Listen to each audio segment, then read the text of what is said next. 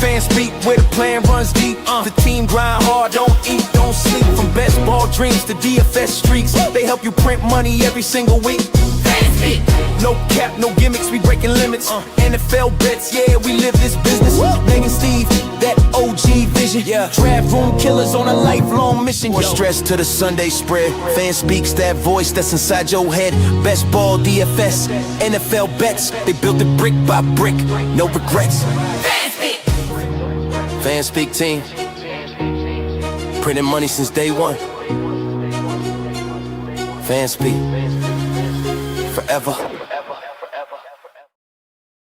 Welcome into the Fan Speak Network. I am your host, Justin Bruni. Joining me as always is my co-host and partner, Mr. Andrew, the TD King, Rob. And we are back with the Degen Dads. That's right. We are doing a doubleheader tonight. Andrew and I are both going to be hosting. So Andrew will take over after we do one BBM. He's got a great guest coming in, Fantasy Fitness. Going to get to meet him. It's going to be awesome. Going to be another draft. What you know what you guys are doing? BBM? No? I'm undecided, but probably a puppy. I like to throw a few shekels into that as well. Who doesn't love a good puppy? So a BBM, potentially a puppy, maybe something more. We'll see. But yeah, we've got a longer format show for you guys tonight. So the Buttheads and the TD King lineup legends aligning together, back with the Degen Dads, as it formerly is, maybe formerly should be. I'm not sure. How are you doing tonight, buddy? How are we feeling on a Monday night here? Good, buddy. Yeah.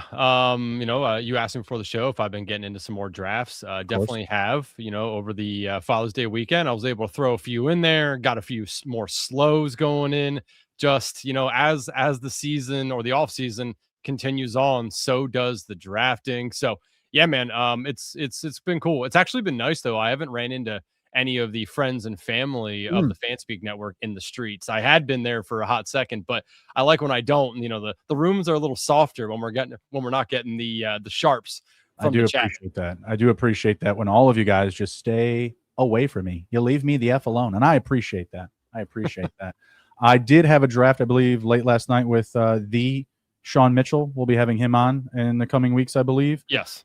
He was at the 1, I was at the 12, so not really on the same beat, right? We weren't really getting in each other's way, so that was nice. So no issue there. But yeah, I do like every now and again you'll see FK getting up in them streets, like, get away from me, FK. Like, I don't need you 2 spots close to me. Get out of here, man. What are you doing? What are you drafting right now, you old man? Go to bed. What the hell? Maybe no, it was definitely him, and it was late. It was definitely him.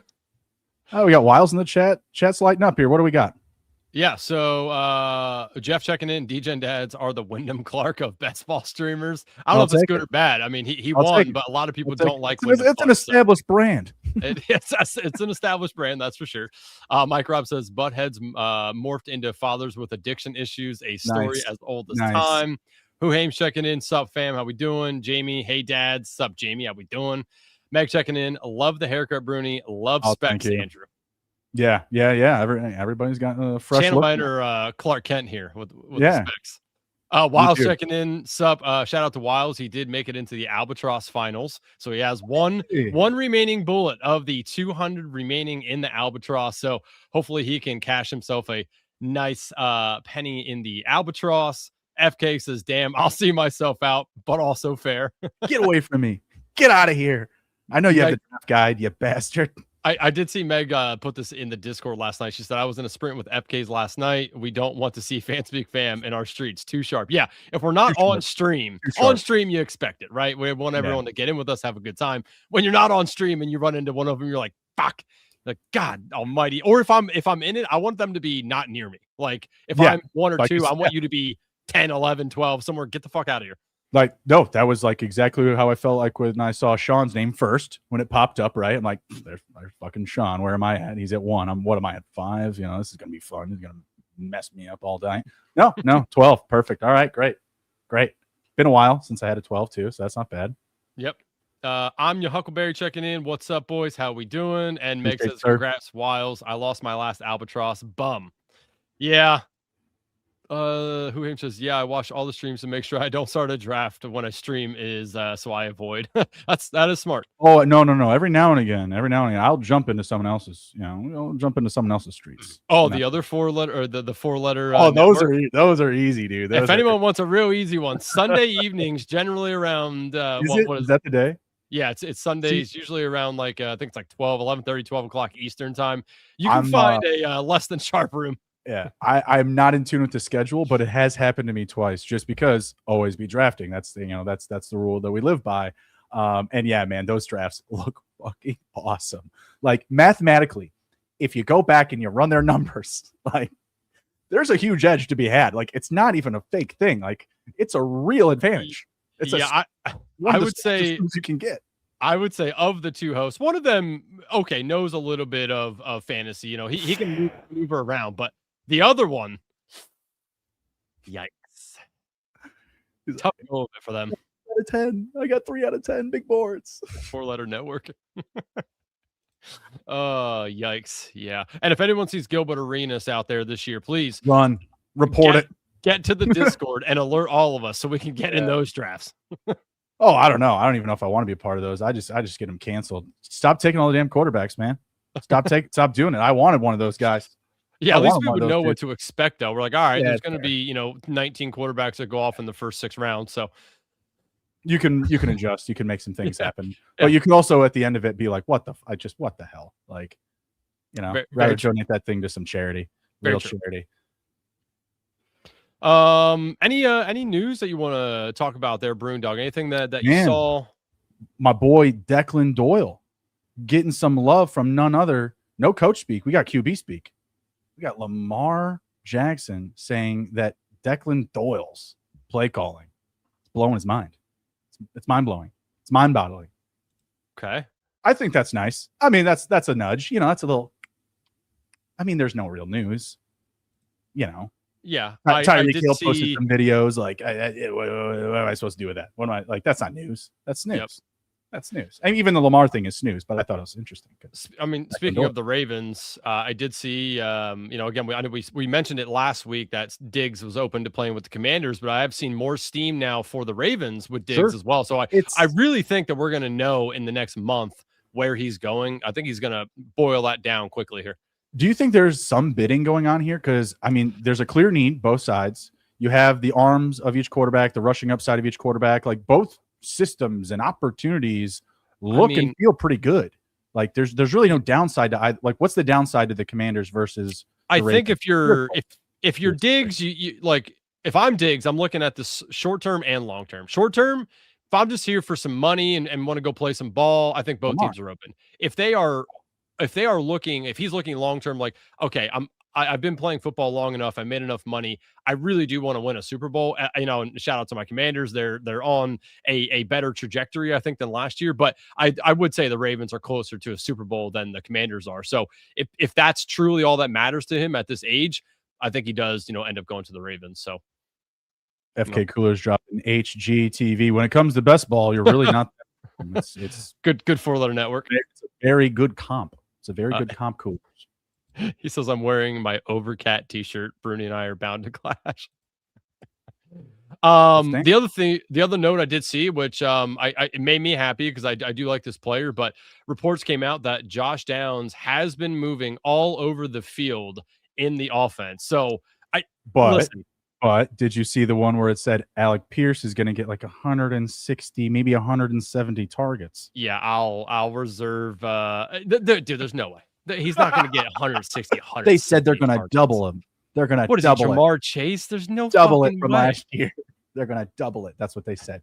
Yeah. Okay. Well, I don't believe that, but I do like to see the news that Josh Downs is. Dude, yeah. I mean, how many did Chase have last year? I saw the Chase had 155. He's not having 20 less than Chase. There's no way.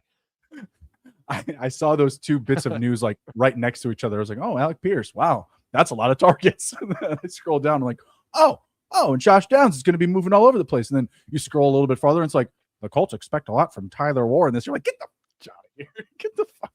Jeff says Tyler Warren is wide receiver 1. He said Penn State represent. Jeff, are you a Penn State fan? Are you a fellow Penn State fan? We are. everybody is knobbing the Colts pass catchers right now. I mean, of course, I'm right up at the top with Jonathan Taylor, but everybody's got an argument for everybody. And honestly, like, I'm pretty fluid with these guys. I'm taking a huge stand. I just thought it was funny. Like, you were like, oh yeah, Josh Downs. And I'm like, yep, saw that one. I saw this one. I saw that one. When's the quarterback going to be healthy? How about that? Well, yeah, that's part of it. That is part of it. Like, who's the quarterback week 1? Because if it's Riley Leonard, do you want to be taking stands in this offense other than Jonathan Taylor? I don't think Riley Leonard's that bad. Like, I think he's not be a serviceable quarterback, you know? He's not the key to getting Alec Pierce 160 targets. I'll tell you that. That's fair. I'll tell you that. That's fair. You like getting some good talk too as a starter, like as a starter over DK, which is nice for him. They're talking about Wandell being the all-purpose yards leader for them this season. Yes, that is true. Do you know who Nick Westbrook-Akine plays for, Andrew? Do you know? Boy, I know he was. I know who he plays for. I know what this is a reference to. Who does he play for? Let's see. He was on the Dolphins, then he went to the Titans. He's not on the Titans still, is he? He's not on Titans now. Oh man. Fuck, where did he go? Maybe it should be a category. That's only a round 1 category. I could not take this category in round 2. Fuck. You know what? You stumped me. He's on the Colts. Oh, Jesus Christ. Yeah, I mean, we're just talking He's about the Colts. not. I mean, they're. I know. Answer me this question, okay? Answer me this question. Healthy Danny Dimes. What's the average amount of passes that they're going to attempt in a game? 24 to 26. Okay, if that's the case, we can't have a Nick Westbrook-Akine contract season. No, I'm not saying that. I'm just telling you that's what he plays for. It's just, Jesus. I do like Downs. Downs is my preferred, outside of Warren. Downs is the preferred pass catcher for me. But he's just he's just a value piece. I mean, Alec Pierce is. I think that's Alec exactly Pierce, why I'd rather have him. Sure, and that's the best reason to have him. But I think Alec Pierce will become more expensive as we see him become more healthy. So while his cost now is more expensive than Downs, is still quote unquote discounted. I think as we get to August, it's getting cranked. So I wouldn't be completely out on buying Alec Pierce. You just don't want to buy him in like a really weak group of receivers. Like, you don't want him to be like your second or third guy right now. I mean, even later on, I don't think that would be the case. We're talking about 160 targets. I mean, you could live off of that as your second or third guy, but then who are you drafting after that? That's just not going to work. So, yeah, don't go that deep or that late without, getting too naked with Alec Pierce in that offense. True. He is that bad. Stop it. Colts week 1 QB is Brendan Sorsby. Okay. Who was he talking about? Was that bad? I think he's talking about Nick Westbrook-Akine. No, he's not. He's not great. He's not good at all. I mean, he's got some hands. He's got some stuff. he's a body. What is that? Kale Elliott? I think that's how you Kale Elliott 12J L2J. What a tongue twister. What's up, everyone? Hope you're having a great day. Riley Leonard. He was talking about Riley Leonard. Oh, 10-4. That makes sense. He's not that bad. Steve checking in. What's going on? Double barreled, none of the targets. Zero Fox in here. Shout out to him. He has done some co-hosting with Matt from the Fantasy Fitness, who will be joining me here at 10:30. So didn't know that. Zero Fox. Yeah. So that's pretty cool. Peanut Punch checking in. How you doing? Just got here. What's good? Terry, put her in reverse, Terry. All right. Brewdog. Should we? No, best one is Terry. Fuck's going on, Terry? Fuck's going on, Terry? Hey, how you doing? Shall we dive ourselves into a BBM? Yeah, let's let it rip. But before we do, let's go ahead and smash the like button, share the video, and follow the FanSpeak Network. Jump into the Substack. You want to pull that up for me? Well, there you go. Yeah, you can upgrade with 20% off the FanSpeak Degen Substack. Use that link in the chat. Got a lot of good stuff going on in the Discord. This gets you like the year-long Substack. This deal, it's stupid value. Like the betting season alone, you're going to make all this money back. Bruni, what the hell is that noise? Do you hear that? Is it someone making money somewhere? If you're serious about crushing best ball in 2026, the FanSpeak Best Ball Guide is built for you. Inside, you'll find breakdowns for all 32 NFL teams, including coaching notes, strengths, weaknesses, and key stats to help you understand every offense heading into draft season. We've also created player profiles for every draftable best ball player, featuring advanced metrics, MVP stats, production data, and exclusive Spike Week charts that highlight league-winning performances. Looking for rookie analysis? Steve, our rookie guru, breaks down this year's incoming rookie class so you know which rookies to prioritize. And whether you're playing season-long, eliminator, or superflex best ball formats, you'll get strategy articles designed specifically for each contest type. The goal is simple. Put all the information you need in one place so you can draft with confidence all season long. The 2026 FanSpeak Best Ball Guide is available exclusively for paid FanSpeak Degen subscribers. Check the links below to join today and unlock everything you need to attack best ball season with an edge over your competition. FanSpeak's Best Ball Guide. Draft smarter, win more, and we'll see you at the top of the leaderboards. Also, the FanSpeak Draft Guide. I available on the Substack. True. I realized what I heard. It was Meg's soothing voice. Oh, okay. All right. Mike Rob said that was good. Getting lost in there. All right. All right. For those that want to join us, once again, into the BBM streets we go. I will count it down. Brewdog, are you ready? Let her rip. Let her rip. All right. 8. Kick tires like the fire. 7, 6, 5, 4, 3, 2, 1. 4, 3, 2, 1. Entering. Oh, plenty. Oh, yeah. 6 more, 5 more. Oh. We're going to have the fam up in here. 4 more, the fam's here. Oh, yeah. 4 more. He said, oh, yeah. Oh, yeah. Fam's here, eh? They're knocking on the door, eh? It's going to be filled with fucking badges. No casuals whatsoever. Love the promo drop. Perfectly done. I thought you were going to say it's the sound of the police. Jeff says sometimes he just likes to watch. Voyager Jeff. I like it. All right. And yes, less than $30 per year will make back for you week 1, and you get free best ball guide too. Week 1, make it back. Week 2, profit. I mean, you don't get paid on best ball till the end of the season, so it's really not fair in reality. So we're going to help you make some of that best ball money back as well through the first several weeks of the season. Steve says Meg has a future describing airplane safety protocol. She wants it. That is so perfect for that. You know when you go to like Disney World and they have like the audio for the monorail? Yes. I used to nail that. I could do like the full Spanish version. Fuck, dude, that's awesome. All right. And we're off. We are in. We have loaded. In the 6, I'm on in the Huckleberry at the 3. Punch 10, Huckleberry 3. Who else do we got in here? I think there's someone else. Kale Elliott in the 11. Yep, Kale Elliott, and then Meg, if you're in here, if you can just tell us which ones we need to review, that would be excellent. Is Kale a member? I don't know. That's why I want to know. Meg, if you can look at the board and tell us. If they're in green on here, they're a member. And Kale said something at some point. I'm trying to find whatever Kale said. I don't see it. Anyways, I'm at 6. Yeah, I see it. Yeah, he is in green. Okay, so we'll review Kale's, Huckleberries, P Punch, I think. Yep. P Punch, yep. Kale, P Punch, and Huckle. Let's go. All right. We will review those teams at the end.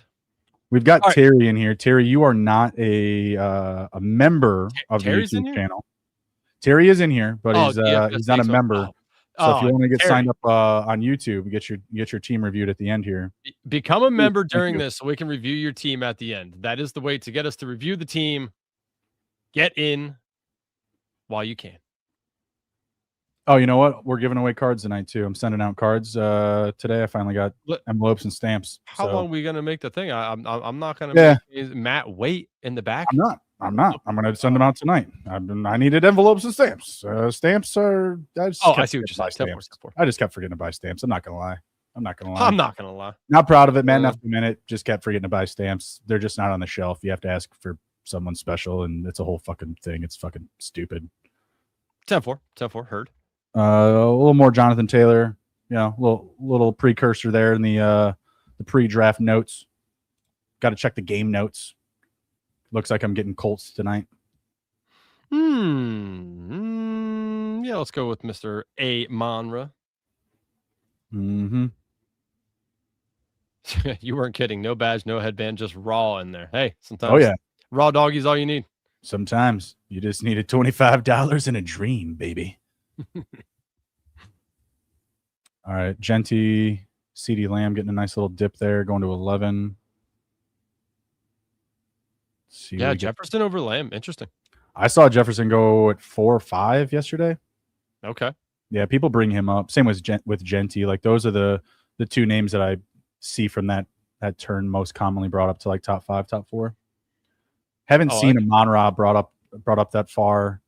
I have seen CMC fall to 11 and 12. Yeah. Okay. Falls to 11 when I'm at 12. Tell you that much. Peanut Punch Pull-Up Bowers. Is that a soda? Is that a flavored soda? He's telling him to pull up Bow. Don't do it. Yeah, thank you. Going Ken Walker. No, we see it all the time. I mean, that's not crazy, I guess. I mean, he's still going to go later, but Kale's taking my damn Henry. I thought Barkley was going to fall there to me. Taking my Henry. All right, you twist my arm. Give me. I'm taking Chase Brown. You know my stand on HS. Chase Brown. Didn't love to do that though. Both on bye week 6. Don't love doing that. Won't lie. Who do you need to draft to have week 17 correlation with Chase Brown, Andrew?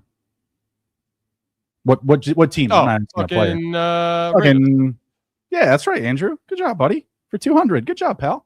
Thanks. Good job, pal. Don't ask me Detroit because I don't know. Well done. Oh, you don't? You don't know Detroit? It's the Bears. Oh, the Bears. The Bears. The Bears. Got Jefferson at 11 in my last BBM, which is where I'd take him since I'm lower than ADP, and I don't want to fade anyone in the first. I mean, 11 is awesome for Jefferson, though. That's great. 11 or 12 is always good for him. Jefferson still has a really big ceiling. Like, I don't think people should really be that afraid. I think we're still getting an upgrade out of Kyler Murray. I know it sounds nuts. 5'8". You got to fade him on, double XP weekends, but I think he's still going to be better than JJ McCarthy. I think it's going to be a much better flowing offense. Something similar to what we saw a few years ago when Sam Darnold was at the helm. Sam Darnold was nothing. He got dropped on the doorstep. He was hanging out as a backup QB with the 49ers, gets plugged in with the Vikings, and boom, he's back. It happens all the time. I think we're going to see it again with Kyler. He doesn't have to be amazing for Jefferson to be good, This is we saw Kirk Cousins played some terrible fucking football for a long time there. Just inconsistent interceptions left and right. And hey, look at Justin Jefferson just being like the best wide receiver in the league. No problem. No problem. Like I'll carry this shit. No big deal. I got this. Yeah, he's doing it all the time. Man, they're gonna let me double tap the London Olave week 17 combo. Oh my god. Oh my god. You're just gonna let me just play it right down the line, just let me kick the ball down the fairway. Jesus, guys. Okay, I was gonna take T. Higgins. Okay, well, you were, but this is a sharp room, brother. Well, I guess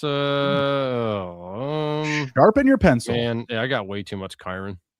God, I love Kyron though so fucking much. I also like Kyron, but I was about to drop a short today, barking about Kyron and the lighting. I couldn't get the lighting right, so I canned it. Jeff was keeping the eye on me just in case I got another week 6 bye. I like how he keeps me honest. I like that, Jeff. Jeff's a G. I'm not pulling up a pass catcher to pair with RB from same team. Not for me. Yeah, P-Punch, smart man or lady. So you're not buying the JJ McCarthy improve hype shot? No, not at all. Oh, look at that smooth scroll. Look at him. He beat me by 3 seconds. Look at that smooth scroll. I keep it locked in. Come on. You know your responsibilities well. Locked in, brother. Come on. You know your responsibilities well. I know my role and I shut my mouth. Oh wow. Wow. Oh, do you? You know what that sounds like? Bet Josh goes soon. Bam. Well, wasn't he at ADP? No, he went 4 picks after. Yeah, he went 4 picks after. Of course he should have gone. I'm not gonna lie. If he made it to me, he was getting taken. Oh, sure. If Josh falls, like if he gives you an actual value, that'd be great. But we've seen people putting him up at fucking pick 8, pick 10. Like, get out of here. Just don't get my draft canceled. That's all I want. Let's just do that while we're at it. Sure. Do it. Sweet dreams are made of this. Oh, this guy's probably going to take Burden from me. I almost took Burden after you pointed out that that's what the correlation is. But oh, look at that! Look at that! Oh, he moved him up, didn't he? He moved Adams up. How many spots? Only a little bit, right? 8 spots though. He's a faller right now though. He's falling. Adams is a baller. I know, but like the cost has been getting cheaper and cheaper. So to see him go 8, yeah, it's not bad. Jeff, wide receivers are overrated. Yeah, you're overrated, Jeff. He just keeps the track of my team. I do enjoy that. It's not a bad start. As the draft reviewer for each stream, Andrew does have the best overall technique. People will be scouting his style for years to come. Unreal. Oh yeah, if you guys haven't went and checked out the oh my god, just like that, it escaped my mind. Damn it, Bruni, what's the fucking thing on Twitter that I sent you that you can see all your stuff? I don't know. You're the one who's so good at it. Remember? Yeah, god dang it. Now I just all of a sudden. Oh yeah. It's Best Ball Muse, right? Best Ball Muse, Data Muse. I don't know. You guys should go check that out. Oh, Fantasy Football Garage, aka Candyman, checking in. What's up, guys? How we doing, fam? Dude, the champ took some punches, man. Fucking Herzig knocked him down. Oh, spoiler alert. I'm just saying, man took some punches. Yo, look at the one guy. Gibbs, Smith, Pickens, Evans, J-Mo. It's not bad. I'll respect it. No, he's gonna come back. He'll get his running back soon. Been doing a lot of hero, actually. A lot of hero RB.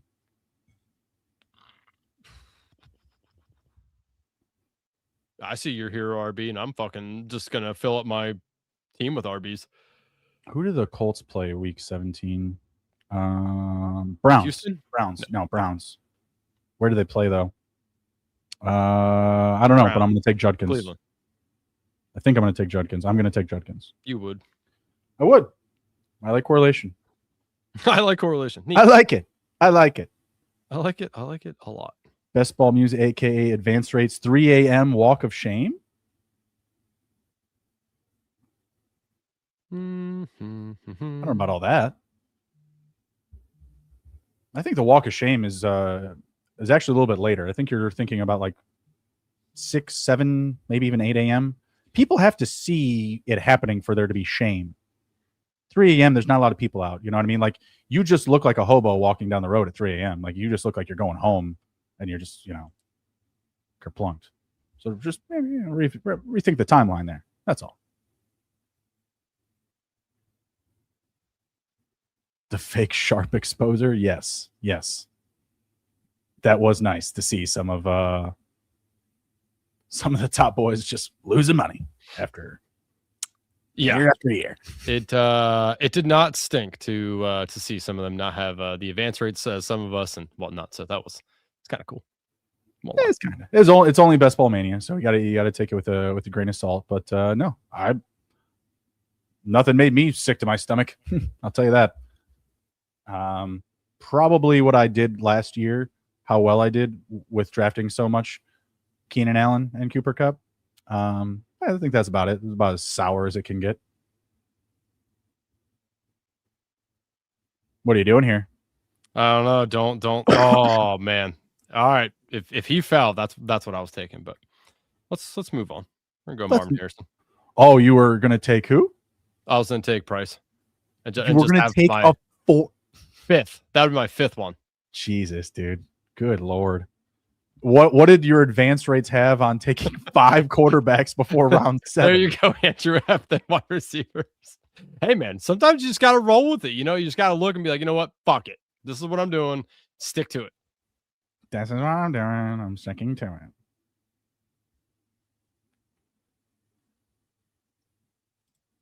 All right. Jacksonville, Houston, Washington. Chicago is Detroit. Green Bay Buffalo. And there goes Caleb. Bastards. I was hoping I might get a fall. Of course not. Guy had Loveland and Swift. Of course not. Wasn't paying attention to that guy. That's on me. That's all right. I don't want to take QB this early anyways. It's okay. Let's see. Stevenson, Warren. Taking a look here. Kale went Lamb, Henry, Javante, Josh Allen, DJ Moore. Got the stack there. And Tate, P-Punch, Genty, Walker, McConkey, Wilson, Hendo, Jaden. DFS takes my money. McCaffrey, Love, Higgins, Adams, Irving, and Metcalf. And Huckleberry, Chase, Bowers, Flowers, Waddle, Burrows, Stevenson. Bowers and Flowers. Love it. Bowers and Flowers. It's kind of like the new berries and cream. You know what I mean. Berries and cream. Berries and cream. Berries and cream. Peaches and cream. Come on. Berries. I heard that sounds very good. I don't even know if you know what I'm talking about or not. I don't.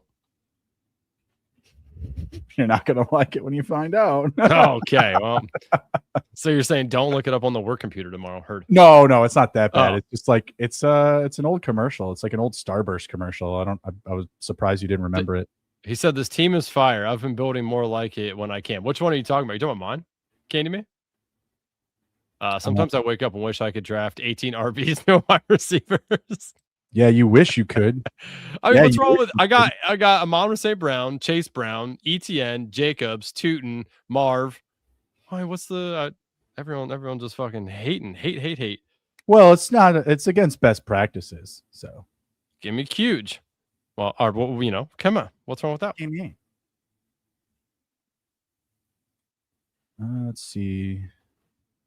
We're still okay. We got Jonathan Taylor, Judkins, Hubbard, London, Olave, Burden, Parker, Wash. Huckleberry says, who needs RBs when you got Chase, Bowers, and Zay? He's not wrong. No, Monroe he has Stevenson with all Award. the RBs is stacked. Nice. Candyman loves MHJ then. See, thank you, Candyman. Thank you. I'm getting all this bullshit over here. Andrew. Candyman recognizes real. He's a real. I wonder what the advance rate is on that. Oh, you know what? Can I'll we report. get- I'll Can we report get back old boy? to you. Yeah, can we get old boy on the job? I'll report back. Muse is like, no one does that. It's not measurable. Yeah. It's like it doesn't advance. When you're a degenerate, sometimes you just gotta, play your own game. You know what I mean? Hey, Josh Downs, damn it! darn Wanted some Josh Downs. There goes Dak. That was easy one. He was stacked. You think that the guy in front of me will be? Oh, P-Punch! Come on! Kick him. What the fuck, dude? P-punch. No, P-punch. Say it isn't so. Oh, fuck, brother. I thought we were friends. All right, let's back up and punt here a little bit. Back up and punt, Andrew. Good idea. You son of a bitch. You rat bastard. Well, blame P-Punch. He took Herbert. Back up and punt, you motherfucker. Andrew's got his P-punched. Yeah, I got Yeah, my and then P-punched. Andrew dick punched me. If he would have let Herbert there, we were all fine and dandy. And then Now this I guy gotta blow the fucking board up. Fuck these sharp rooms, you bastards. You dirty, dirty bastards. Fuck it. Let's just get him. Let's just get a quarterback. Let's just get Purdy. Fuck it. P-Punch, man. Oh, You bastard. what a, just ripped my heart out, P-Punch. Ripped it. Does he have... You crushed my heart. Oh, he has McConkey. Damn it. Well, there you go. So All quit right. hating. Well, no, I'm not hating. I just... Oh, you're hating. I just thought maybe Herbert would come back. Plus, he had Daniels already. I saw the stars aligning, but I guess my lens... Wrong was stars, foggy. buddy. You got knocked the fuck out. Yep. And then you kicked me in the dick Suck because my of white it. ass. That is gross. Don't Suck do my that. white That ass sounds. ball. Is that White Castle? No, Aaron that was Carter, White Happy Castle? Gilmore. Oh, okay. Well, you remember Berries and Cream Starburst, so fuck you. Sorry. Yeah. Oh, Xavier Worthy. I know. Pipe dream. Sorry. But if you show that to your kids, that commercial, it's just as funny as Starburst commercial. They won't stop saying it. They will become the commercial, and it'll ruin. They your will life. become. Nice. I said that they'll become the commercial and ruin your life. Oh, okay. Tough one. Yeah, 10-4. 10-4. Oh, yeah, 10-4. My call. Where is Mike Robb in these drafts? Like, I don't know. And also, where's Wiles? There was plenty of open doors for Wiles. He's not. There was much 4 of a more doors BBM to guy. pull. Come on. Can Can we get some likes for these very weird men? Yes, likes would be nice. Michael, watch yourself, Michael. Watch it.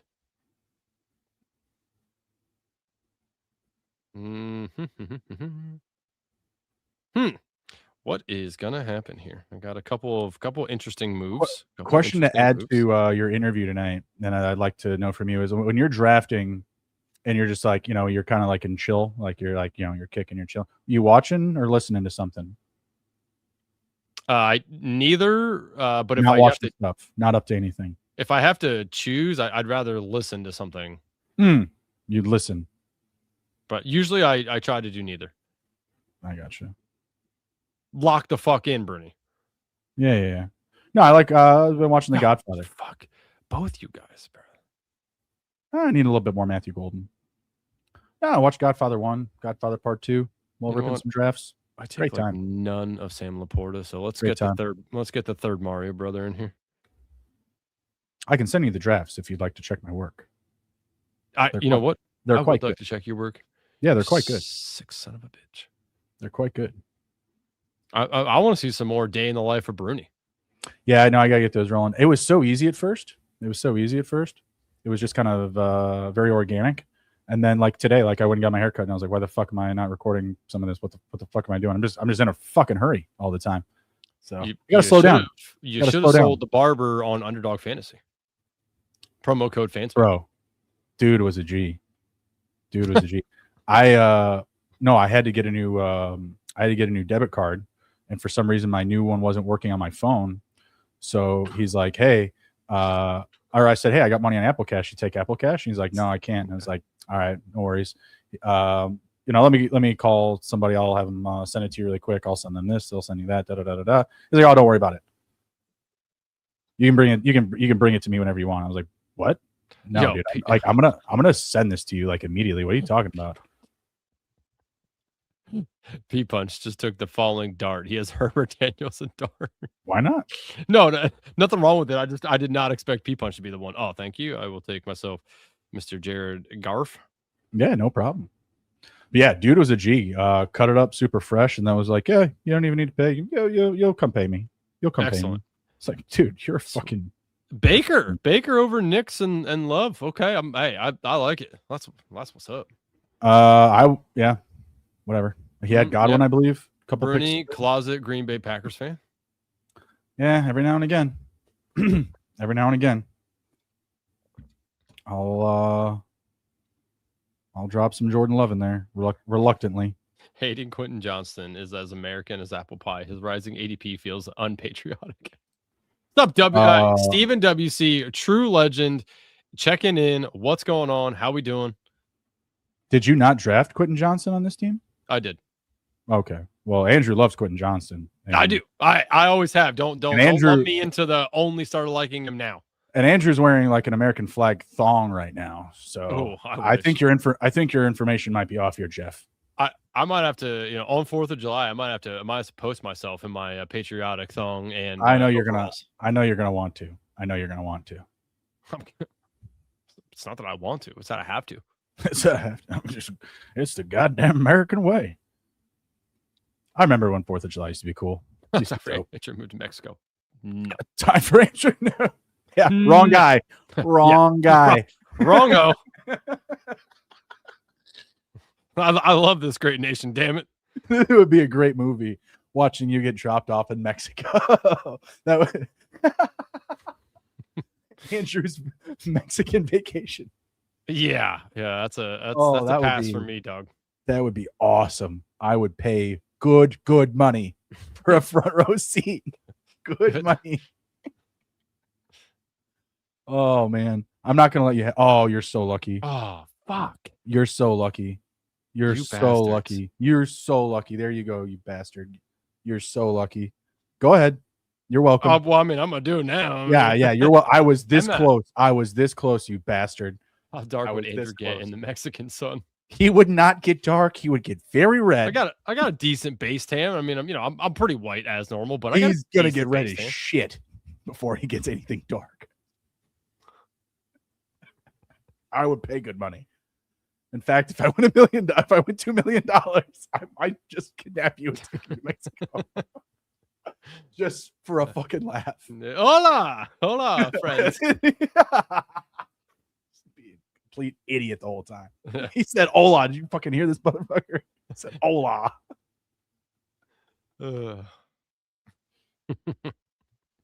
How early is that for Malik Willis, or is that at cost?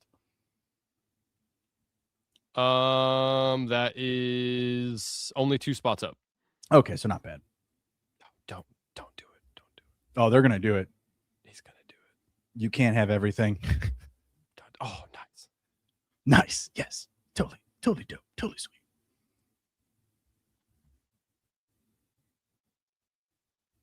Oh, are you gonna completely regret? No, I can't. Not gonna do it. Not gonna do it. Okay. What are you not doing? I'm not telling you because I want it to happen at a later time. Okay. Be quiet. Don't even ask me. 10-4. Heard. Sam Darnold goes. Nice. Okay. So you didn't want to pull him up? No, I didn't. Yeah. Heard. I kind of. Yeah. See, I feel like I know what you're trying to do, and that is a pull. Shut. that is a pull. I respect the hustle. Don't make me do it, but I might. Nothing more American than being a cokehead. I'm quite conflicted now. I mean, at this point, I just need to be wide receiver heavy a little bit here. Hey, Vito Corleone wasn't into drugs, man. All right. He wasn't into that crazy stuff. Man just wanted to be a legitimate degenerate and gamble. All right. He just wanted off the book sports betting. You taking any Charbonnet? You got a position here? I do have some. Yeah, it's not anybody I'm like rushing to the window to fucking put the ticket on, but draft a little bit. Especially when he falls as like my 5th or 6th running back, I'll just throw him in. Yeah, he's probably got to be 6 for me, but where he goes, he might be your 5th. So yeah, it depends. I mean, again, sometimes he falls and I'm like, all right, he's 20. I feel like that's high. I could be wrong. I feel like that's high though. Let's see. Sharp. A little high, pick 144, ADP 158. Yeah. So a little bit. 14 picks on a guy that's not going to play for who knows how long. Truth. Yeah, buddy. And what happened to Santino? Holy fuck, motherfuck. Sonny Malone, come on. Motherfuck. A lot of money in that white powder, Pop. Yeah, there it is. You fucking moron. Keep your mouth shut. Okay, yeah, we get to do it. It's not the end of the world. We can move them up. We can move them up 7 spots, not 27 spots. Yeah, we'll move up Juwan Johnson, who is a tight end 1. That was, by the way, the entire position on Kyron I'm not sure if you know this. Whoa, Aaron Johnson. Aaron Rodgers. So the 8 running backs that go ahead of Kyron Williams, there is only 1 running back of the 8 ahead of him that have finished as an RB1. That's 1 through 12, or even just top 10 the last 3 seasons. Do you know who that running back is? The other guy? Wait, I'm sorry. Say it again. So Kyron Williams has finished as an RB1 the last 3 seasons. Actually, RB like in the top 10. Kyron. Okay, he's been in the top 10. It's like 7, 8, 8 in I think weeks 1 through 17, and then it's 2, 6, 7 I think weeks 1 through 18 the last 3 seasons. Right? There's only of the 8 running backs ahead of him, not the front 7 because he's 16. Right? So the 8 running backs ahead of Kyron Williams right now, only one of them has recorded 3 consecutive seasons along with Kyron as an RB1. Do you know who that RB is? The other guy, Derrick Henry. It is absolutely correct. Yeah. So all the 8 guys ahead of him, again, he's at RB fucking 16 for no good reason at all. Someone has to break this down to me like I'm a child. He's going to finish 8 spots ahead of that, probably at worst. Like I don't understand. I think people think that Corum is going to be more involved. Sure, I mean, know they you want heard more. me say I'm overweight on Kyron Williams. Like I'm with you. Like the production per route run stuff, I just think is a bit of an overreaction. Those stats he did dip in last year, but look how good the offense is, and to expect to bet on Matthew Stafford to throw 45 plus touchdowns again after another year older. I know the offense is really good, but I have to imagine there's some positive regression towards the run game in the Rams offense. Knob gobbled by Kyron. Heard. We're just going to go. Jeff says 5-spot hates quarterbacks more than Andrew hates wide receivers, and 12-spot also buried at QB. It's a QB bloodbath for some. For the 12 spot? Yeah.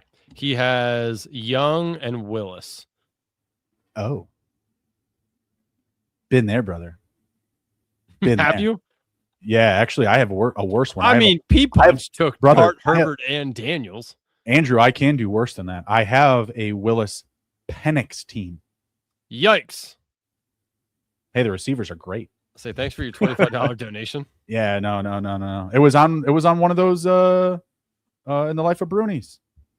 Oh, I was just at a happy hour, just chilling, and just everybody kept sniping me. I was like, well, at least I'm getting drunk. It's like, I got a good drink. It wasn't on purpose. It's not like I was just like, no, let's keep pushing it more and more. No, I just kept getting fucking sniped.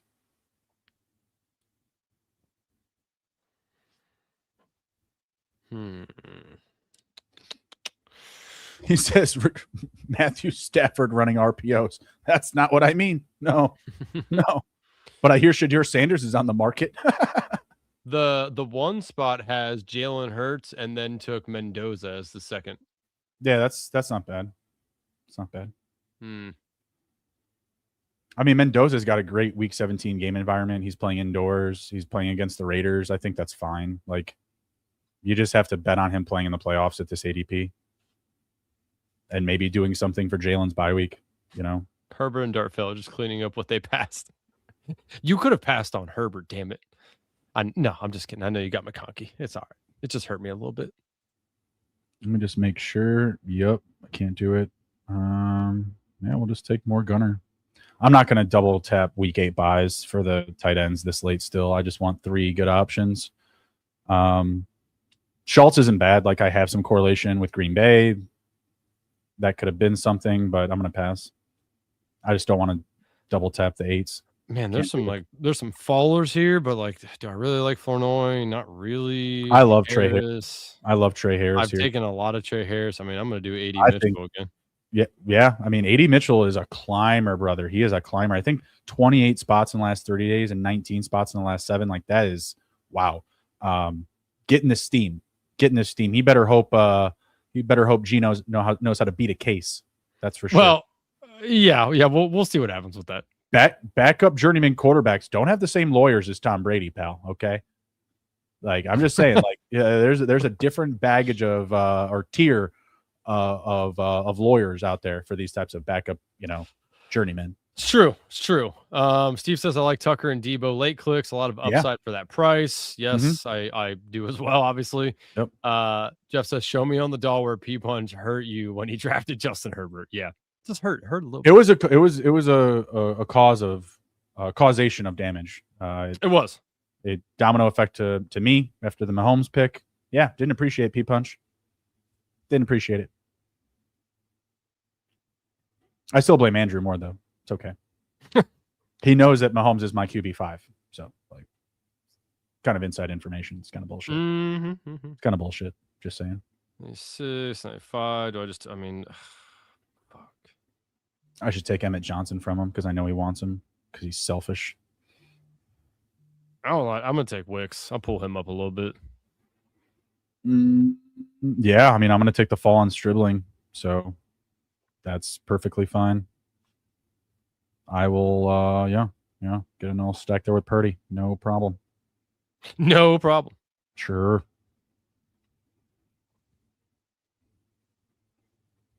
Yeah, feel good about that. Felt good about that. Take a nice little fall on the Rook. Don't hate it. Yeah, 18 picks. I'll take that. I've taken them at cost plenty. So Zechariah Branch, his cost is going up. Brandon Ayuk's cost is now going up. Drop a couple of videos of yourself on the scale. You're fine. Tank Dell, his cost is also going up. So we got 3 risers in a row there after I took an 18 pick fall. Thank you. Branch or Surratt? Surratt for me. I would take Branch. Personally. Yeah, I want to be attached to the Ravens offense. Well, that's why I like Jacoby Lane. And maybe that's why I don't like Surratt as much as I believe in Jacoby Lane. I believe in Surratt, so maybe a board bet for us this year. Board bet, let's do it. I like that. Maybe you just go for total production. Yeah, I'll do points. Yeah, just total underdog points. I like Clip it, Michael. Clip it, Michael. Flip it. Get back in the chair. Do your job. It's on the board. Please and thank you.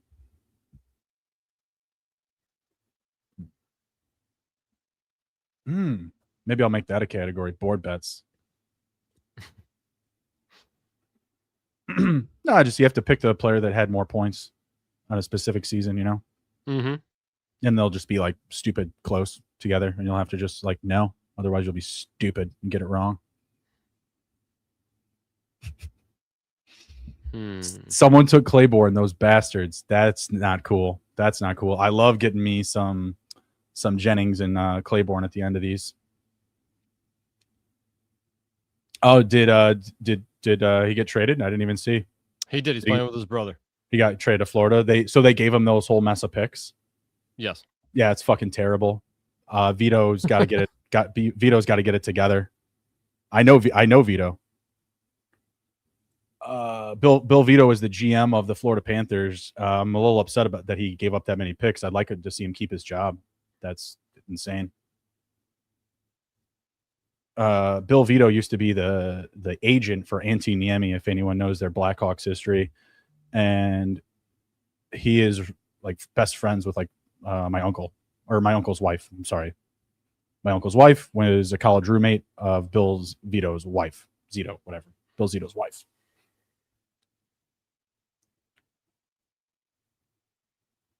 Yeah, don't like it. Don't like that. Don't like that trade. Not a good idea. Not a good idea, he says. I mean, he's better than his brother. His brother's slow as shit. They should have put him in the trade. He's like one of the slowest skaters in the league.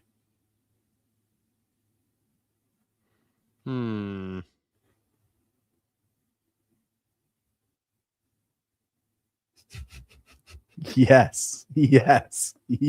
Let's go. Yeah, Uncle Ned's kids, the brother of Aunt Liz. I love it. Shalom. I'm ready to get drunk. Andrew's just on a fucking island over here. It's not Sicily. That's not Puerto Rico. No, give me Jordan James. You just couldn't let me have him. I had to figure it the fuck out there. You did not even do that. Figure it out. You didn't figure it out. You know, I just don't have a lot of David and Njoku, so we're just gonna take some. We're just gonna have it.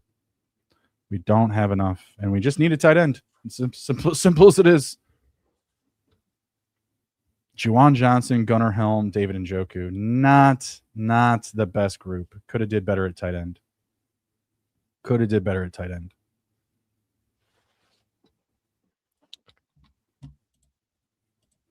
Basically related.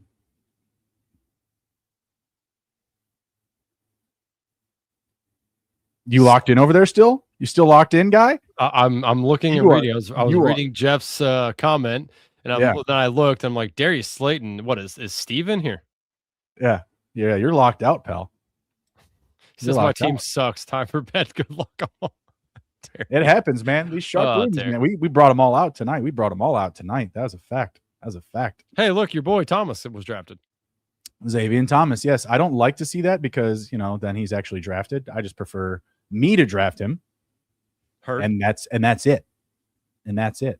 I think that guy actually took Caleb too. So I think he got Caleb, Swift, Loveland and now Zave. Nope, I he think. doesn't have. No, he doesn't have. Oh, maybe it's the guy next to him. Sorry, my bad. Yeah, it's Jesus. Huckleberry. Huckleberry took me. He doesn't. Oh have my Gibbs. God, He I'm has, so sorry. he has Nixon wrong. Burrow. Shut your ass. Okay. All right. So let's go review some teams here from the top. Mr. Huckleberry 2772, Joe Burrow, Bo Nix, Ramondre, Jalen Warren, Harvey, Bill, Tank Bigsby, Alvin Kamara, Marshawn Lloyd. It's a lot of running backs. Jamar Chase, Zay Flowers, Jalen Waddle, Jacoby Myers, Jalen Naylor. Take her out to dinner, and then you can Jalen Naylor. Tank Dell, Xavier Thomas, Brock Bowers, and Gadsden. So let's see here. Cincinnati. So we stacked. He does have the. Yep, he has a couple stacked there as well. Okay, not bad. I mean, I like the. I like that he stuck with just 2 tight ends when he has Bowers. That's kind of the way I'm doing it too. If I'm drafting Bowers that high, I'm not going to take 3. Draft like you're right. So I don't mind the build. He came back and got some RBs to kind of make up for the lack that he got at the top here. Yeah, overall not bad. I'm gonna go 7.9. I'm pretty lockstep with you. I'm gonna go 7-7 just because I thought the running backs could still be better. Even when I'm going with a 2-7-7-2, I like to get a hero in there. I like to get at least like that one guy in rounds maybe 1 through 3. Could even be Kyron, obviously talking him up a bunch. But yeah, just like at least one guy through those first 3 rounds, and then still being able to build out, receiver really strong, but have that hero with some much higher potential spike week ability. I still like a lot, though. I like, obviously, the Burrow stack, getting elite tight end, of course, stopping at 2. We love that. That's just following the rules. Chase, Flowers, you have the week 17. Denver, I'm not sure. And yeah, I'm all about Zave. Could be a boom spot for him in Chicago in that Ben Johnson offense. You never know. Score? I said earlier 7-7. Sorry. Oh, sorry. My bad. I wasn't paying attention to you. All right, let's go to your team here, Bruni. 3573. Purdy Love Shuck. Purdy Love Shuck. Nice. Taylor, Judkins, Chuba, Keaton Mitchell, Braylon Allen. Okay, that's I like the the top here, but slightly a little weak right there, a little bit. I do like Braylon Allen though. Did you see Braylon Allen's weighing in at like 250 pounds right now? I don't mind. Let's get to that goal line. The Jets. Let's get to that goal line. Dude is massive right now.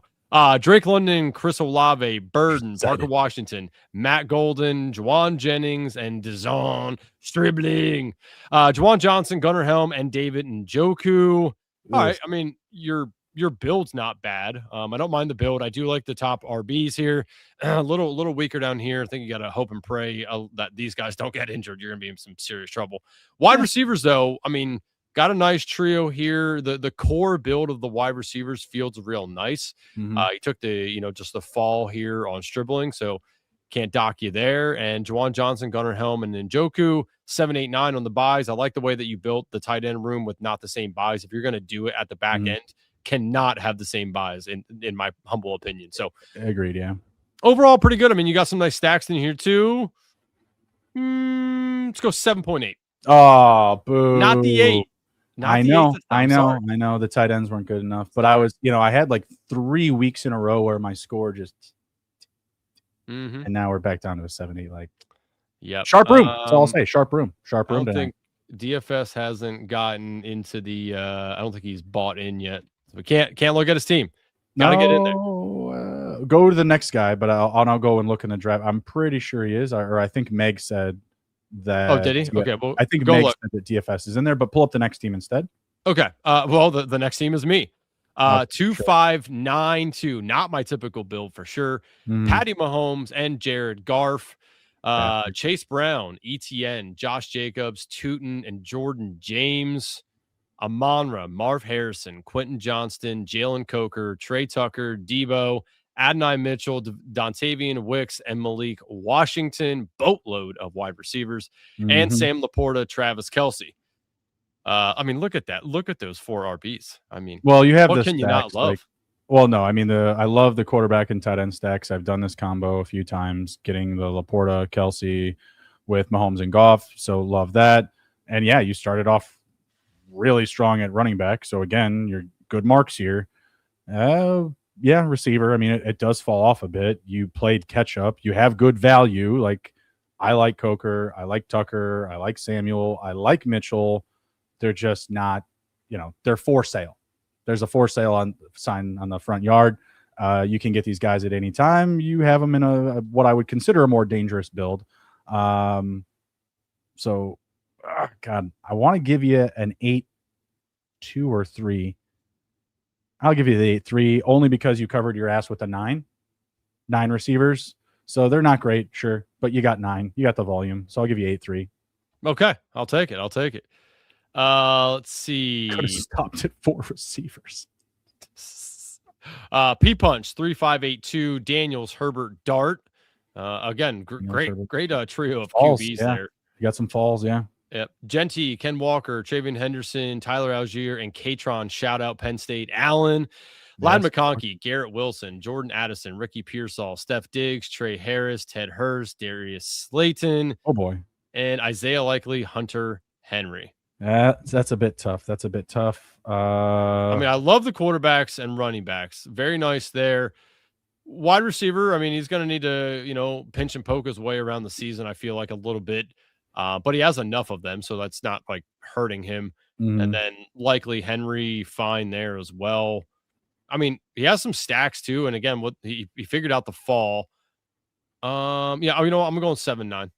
Yeah, I'm still a bit lower, 7-7. Same as the other one. Tight end's too weak. I mean, hey, mine's no picnic. I'll tell you that. So I'm not saying that I did better, but tight end not as strong, and receiver just the same. All right, and Kale Elliott 3483, Allen Prescott Ward, Henry Javante, J.K. Dobbins, Rashad White. Only having 4 scares the piss out of me. I will not lie. Don't love that. I want a little stronger, yeah, for the 4. They're just like if they had your 4, it would be perfect. I mean, I've told you to stop at 4 plenty of times. So I know. I just don't like to do that. CD when they're that good, it's not a problem. DJ Moore, Carnell Tate, Rashid Shaheed, Calvin Ridley, Jerry Jeudy, Darnell Mooney, Cooper Kupp, Tucker Kraft, Jake Ferguson, Brenton Strange. Really nice tight end room there. Yeah. Wide receiver, I would say, is definitely the downfall here. I mean, down here. Bad.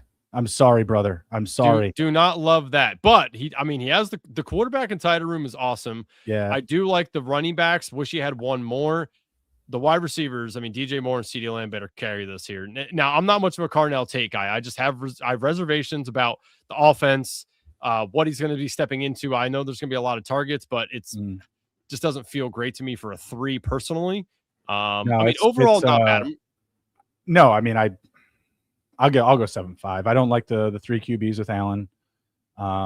Honestly, I would still like the 3 QBs with Allen with the 4 running backs if the receivers were just better. Like if you just took chances, like you just took some stands on some rookies, you took some shots.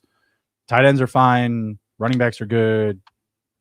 Quarterback's obviously good too. It's just like it's way too much draft capital in quarterback. It's not enough youth injected into the receiver group. And tight end, I can't complain at all. Like that's a great tight end group. I would love that. You do have Dak, so you have him stacked, so that's good. He does not have T-Law. So yeah, like I don't know. Obviously I took Jordan Love. You couldn't get that, but like that's a pretty stackable group. Like if you're able to get Love, Dak, and Trevor, excuse me, that would have been cool. But yeah, the receivers are a huge turnoff here. It's tough. Yeah, I'm gonna go 7-3. Don't hate the players. Just hate the game that was built there. Okay. Is not that fun if you had to do that one? But hey, I've been there. That was it, correct? That was it. I didn't see DFS's name in the notes from Meg, so if that's our bad, I apologize. Okay. Well, Brundog, that concludes the Degen Dads, aka Best Ball Buttheads, for the evening. Bruni will be hopping off. I am staying on and introducing our special guest here. Bruni, anything else for the people before you yourself hop off? Nope. We got Best Ball Jeopardy on Wednesday. Come jump in for that. Going to be a lot of fun. Come back here every day. Fanspeak's got everything for you best ball wise, guys. So it won't be long. I'll see you soon. See you, buddy. Later, bud.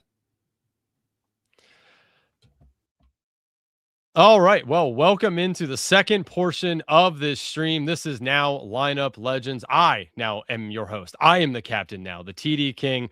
Joining me today, this man came specially approved by Mike Raub. Mike Raub and I had to talk about just some people that, I'd like to get on Lineup Legends, and he sent this streamer to me and said, hey, he's not Pete Overzet, but he didn't just start, right? He's right in the middle.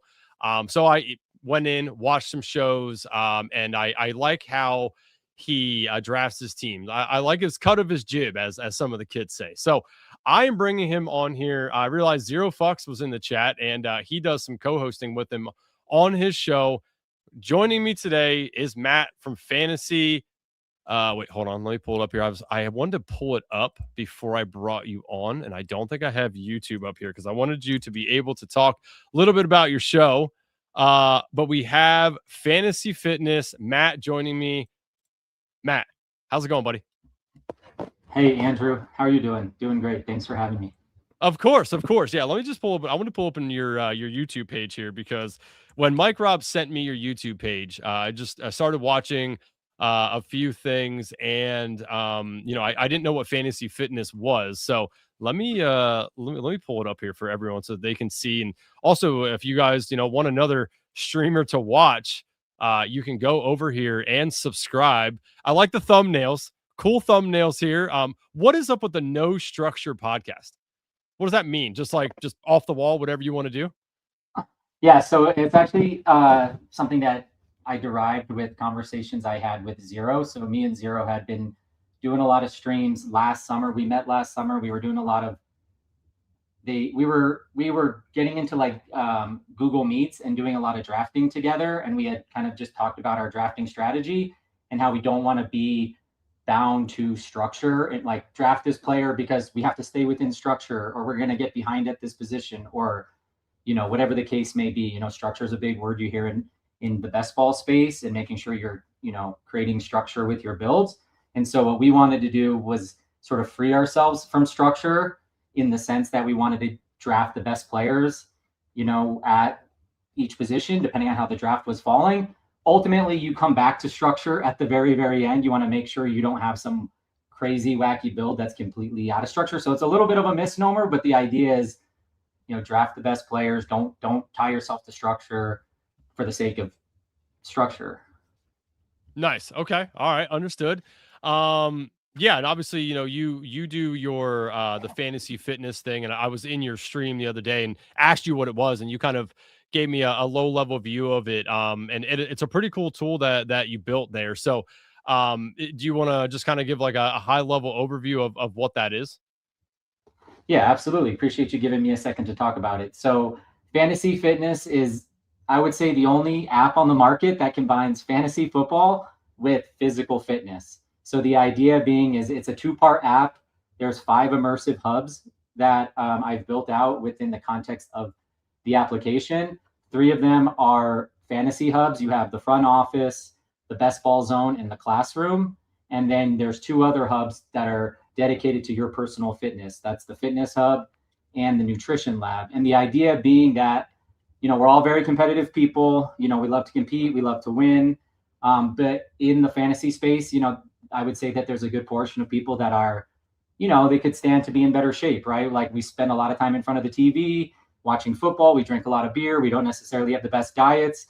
So I wanted to take the idea of taking care of ourselves while we play fantasy football. So inside of fantasy football, there's the challenge wire. You get to send your friends challenges, physical challenges, try to, get them to get off the couch, get off their butts, work out while we're playing fantasy football. And so that's really the idea behind the app is play football, play fantasy football, dominate your fantasy football leagues, but dominate your health at the same time. Nice. No, and that's good. So, obviously, like I'm big into the Underdog Cardio Club. Do you do any of that? I have not, so I'll need to check that out. That's the first time I've heard about it. Yeah, you can win prizes from Underdog. Essentially, it's like you're drafting BBMs while also doing cardio. It can be a walk, it can be a run, you can swim, whatever, but you have to be drafting while doing it. And then you post on Twitter your team and like a snippet of whatever you did. So like if you went for a run, you would snippet whatever on your whatever app you have that showed that you did however many miles and all that, and then you post it, and then after doing so many, you can win like prizes from Underdog. So it's a cool thing. I have a couple of free tank tops from them that says like Underdog Cardio Club on it. But this is what it as soon as I saw this and you explained it, that was immediately what I went to was Underdog Cardio Club. So I like that you do this. I'm also try to be more healthy the older I get. So I like to incorporate any fitness into anything I do. So I do like that. So that's pretty cool. Peanut Punch says, wait, you can do both. Yeah, you can. You can. Believe it or not, you can. Yeah. So awesome, dude. Well, hey, I appreciate you explaining all that. Everyone, if you don't mind, just so you know, we all started somewhere, right? Go over to Fantasy Fitness right here. You can see it. Don't ask me how to fucking go find it on YouTube. Use your eyeballs right here. Fantasy Fitness IO. Go sub, help out Matt. And I listened to a few of your things. As you can see here, I went down and listened to a couple and was just I liked how you draft teams. So it'll be something that I tune into. I'm adding it to my routine of best ball content that I listen to. So I do really like that. Sweet. Love to hear it. Thank you. Yeah. So I'm going to pull this out here just so we can back up. So if you're new to the program, okay, and don't be afraid to say that you haven't watched the show, completely understand, right? But if you haven't, what we do when we bring someone on to Lineup Legends is we do an interview style, this or that, or a would you rather style questions, right? So I have a list of questions I'm going to ask you. Nothing too weird, nothing too personal. But it's just a kind of, get to know somebody when they come on Lineup Legends. So I have a list prepared here. I'm just going to start knocking them out. Answer however you feel fit. Are you ready? I'm ready. All right. So first question I have, just because I don't know you very well, is who's your favorite football team? Denver Broncos. Okay. So you are from the Giants are a close second. Okay. So did you grow up in Denver? Because you currently live there, right? Yes. I grew up here. I'm a native of Denver, Colorado. My parents are from New York and New Jersey. So when I was a kid growing up, I had all the Phil Simms jerseys and Lawrence Taylor jerseys because my dad was a huge Giants fan, and they were really good back in the late 80s and early 90s. Those Bill Parcells teams that were always fighting it out with the Cowboys and the 49ers. So I started off as a Giants fan, and then I became a Broncos fan because it's like I'm like, why am I not a Broncos fan? I'm from Colorado. So I grew an affinity for the Broncos. And then, Elway, he got his first Super Bowl in 98, and the rest is kind of history. Nice. As you can see, I'm a Washington Redskins football team Commanders fan. So don't mind your Broncos pick. Could have done without the Giants. Probably. Yeah, I figured. All right. So ice cream or frozen yogurt? Oh, ice cream all day. Okay. Any specific ice cream is like your favorite? I mean, I guess not. No, I don't have a favorite really. Like I just love ice cream. Okay, I like it. Pizza or tacos? Pizza. Books or movies? Books. Would you rather be stuck in a zombie apocalypse or an alien invasion? Alien invasion. Okay. That sounds a lot more fun. It does. Window seat or aisle seat on a plane? Oh, window. Okay. I like checking out I like looking down at that 30,000 foot view and looking at the topography and stuff like that. So yeah, give me the window seat. All right. You like to see the imminent death coming. All right. I respect it. Pancakes or waffles? Waffles. Hell yeah. It's so funny. Everyone that's been on the show this year so far who has done this has said waffles. That's team waffles, baby. Let's go. Yeah. Your favorite superhero? Probably Iron Man. Okay. I like it. It's great. Everyone give me Iron Man. For anyone who has had that question, because sometimes these questions get mixed up depending on who I have on. No one has said like any of the popular ones, like no Superman, no Batman, like none of those. It's always been a side off. We had Daredevil last time, so I like the answer. I was gonna say Captain America too. That one's probably a close second. It's a little bit, so that's a little bit more of a popular one, but that's a great answer. Iron Man fucks. In BBM, would you rather draft 2 QBs or 3 QBs? Probably 2. Okay. I want 2 elites with some wheels if I can. Okay. I am also I like to draft 2. But the owners of Fanspeak here, Meg and Steve, both are on team 3 QB. So we'll see at the end of the year. I'll get my fair share of 3s though in my portfolio. I definitely don't want to, like draft too many 2 QBs. I understand why you want that 3 for just that extra, those extra outs that you can get, those raw points. But yeah, give me 2. Okay, I like it. Would you rather have toilet paper stuck to your shoe all day or food in your teeth all day? Oh, toilet paper on my shoe for sure. Okay. I don't want to smile and nah. I'm okay with the toilet paper. Nice. All right. Do you prefer to trust your logic or trust your intuition? Trust my intuition. You always got to go with your gut. Got to go with the gut, baby.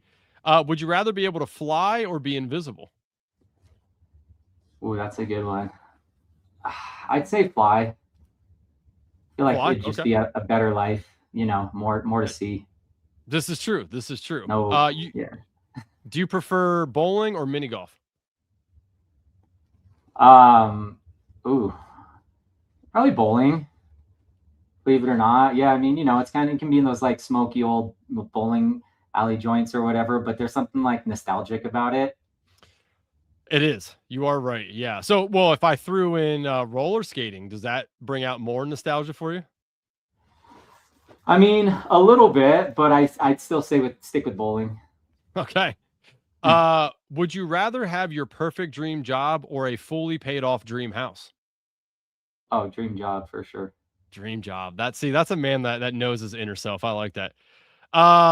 Would you rather be able to read minds or control time? Control time. Is it so that you can get extra time on everyone in 20-second BBM drafts? Yeah, that would be one way I'd use it for sure. Yeah, just stop time when you're in a moment that you don't want to forget or something like that. Whether it's like family, friends, like hit the pause button and just soak it in.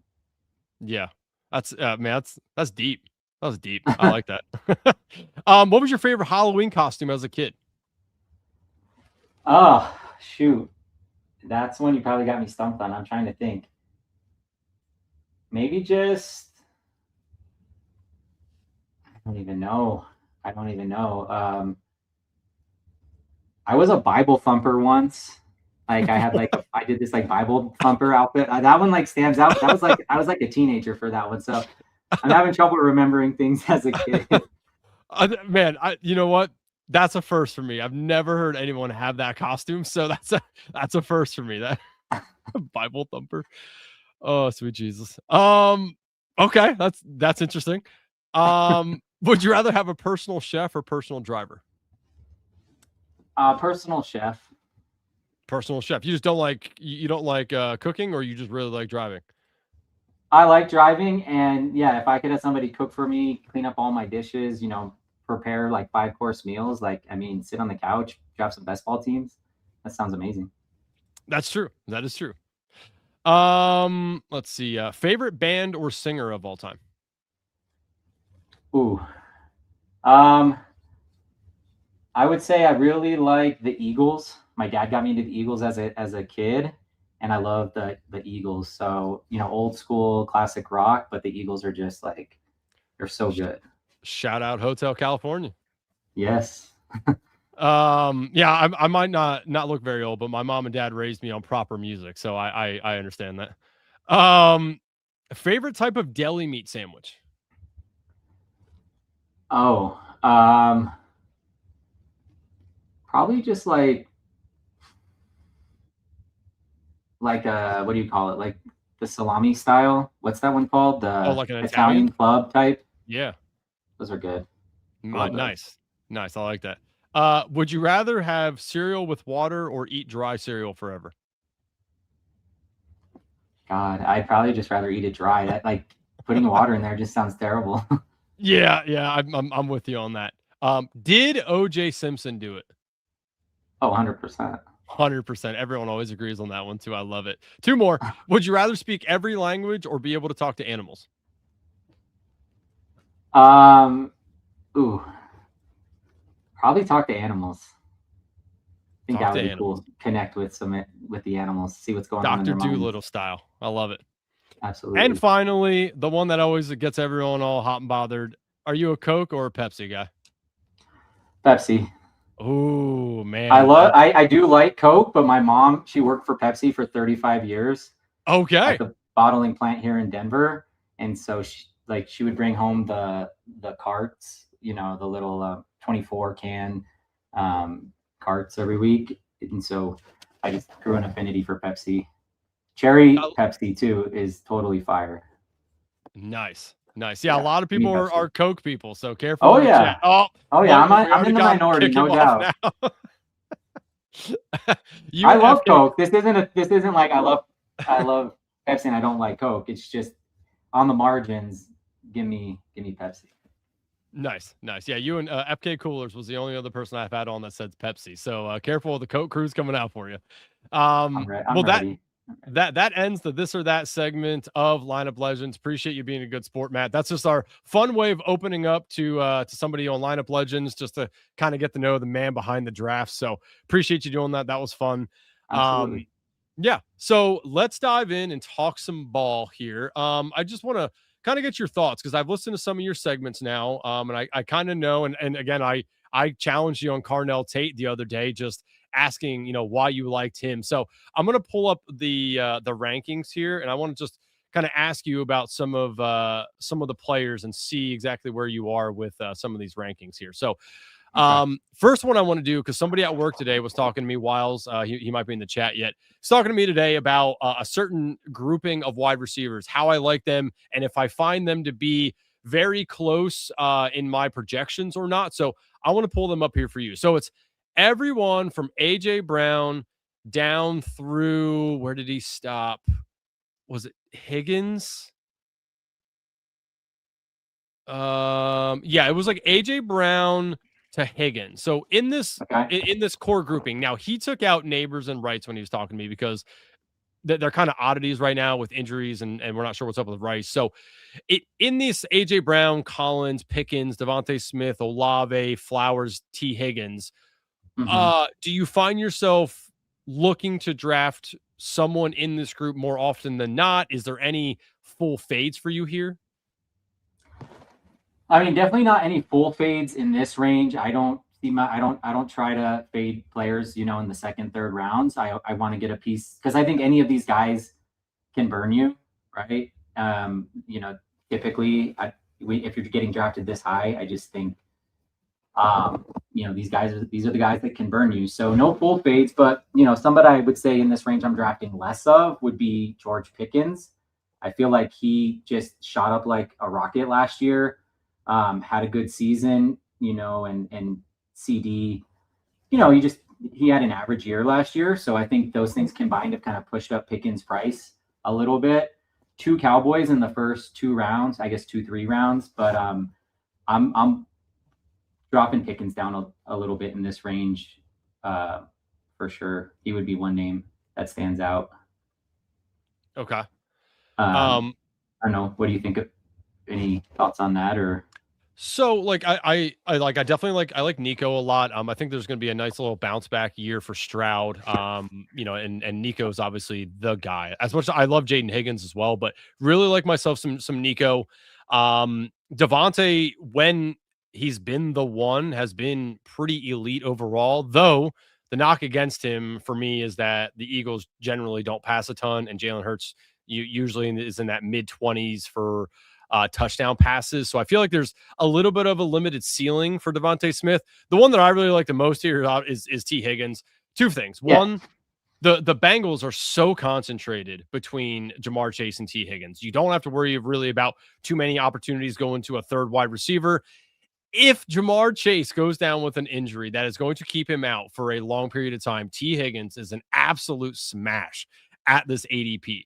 Joe Burrow's number 1 is going to rocket himself way up the board. So love T. Higgins and what the opportunity could be for him with an injury there. So those are probably my favorites The question I wanted to ask you, and again, this was kind of come from Wiles, but is the next grouping of guys. So Lad McConkey, Tet, Garrett Wilson, Egbuka, Burden, Evans, McLaurin, Waddle, JMO, and Adams. This grouping, is there a couple here that you really love? Because I love a majority of these guys. Take out Wilson for me just because awful team. McMillan, I love the opportunity for him, but I don't trust Bryce Young. Everyone else here, I can make a pretty nice case for a really good season for.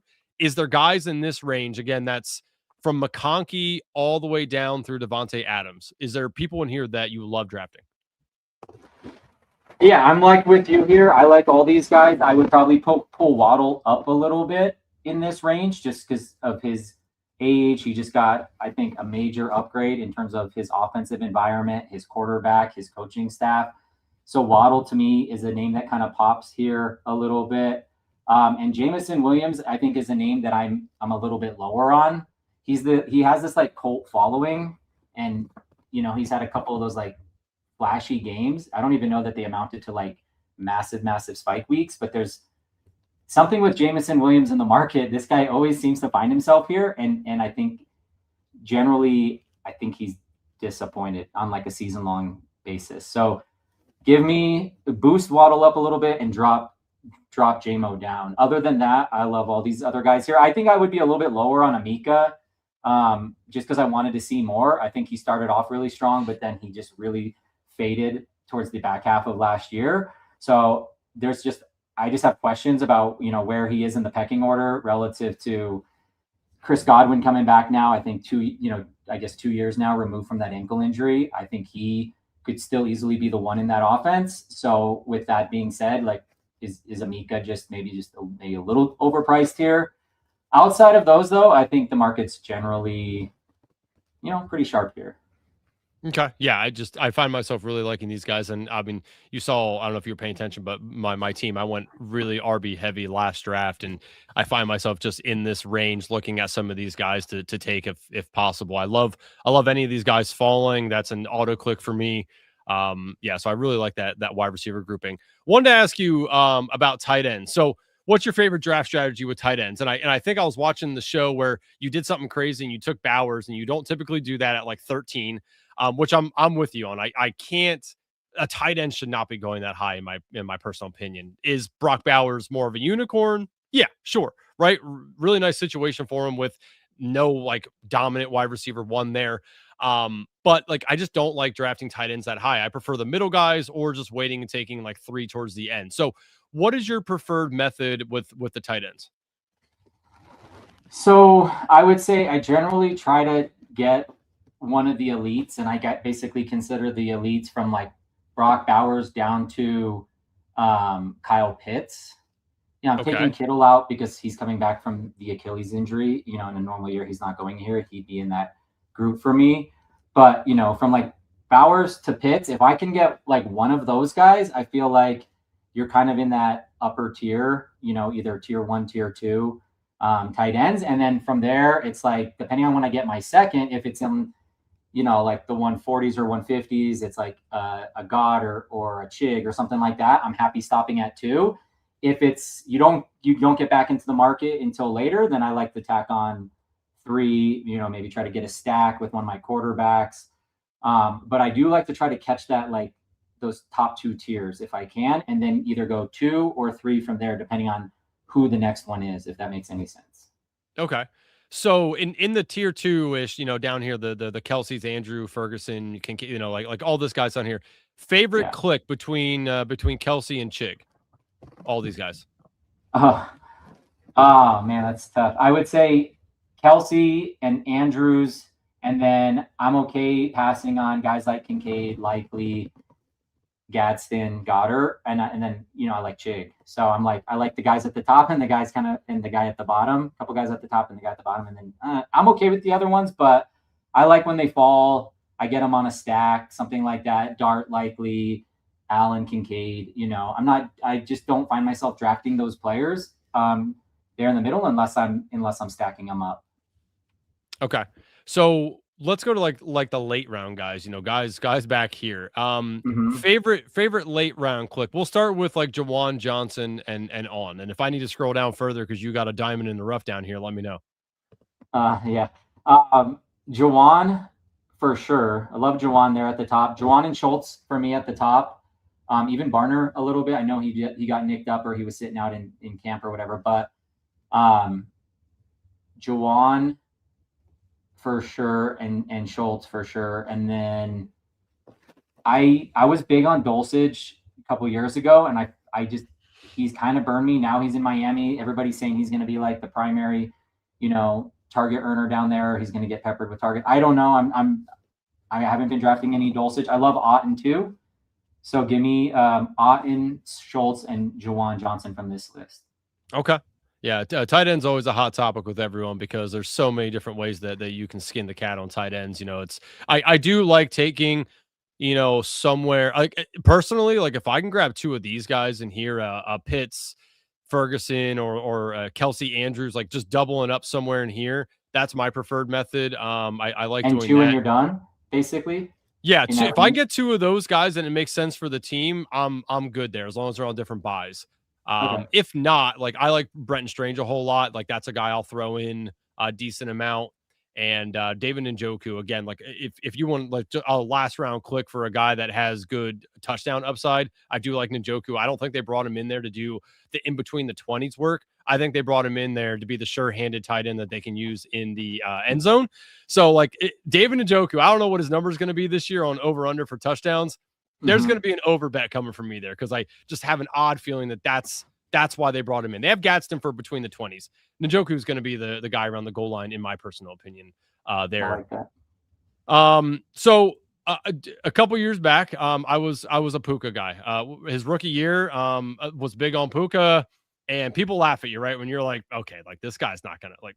Why, right? Like that makes no sense. Well, guess what? He was wide receiver 85 in drafts. He finished wide receiver 6.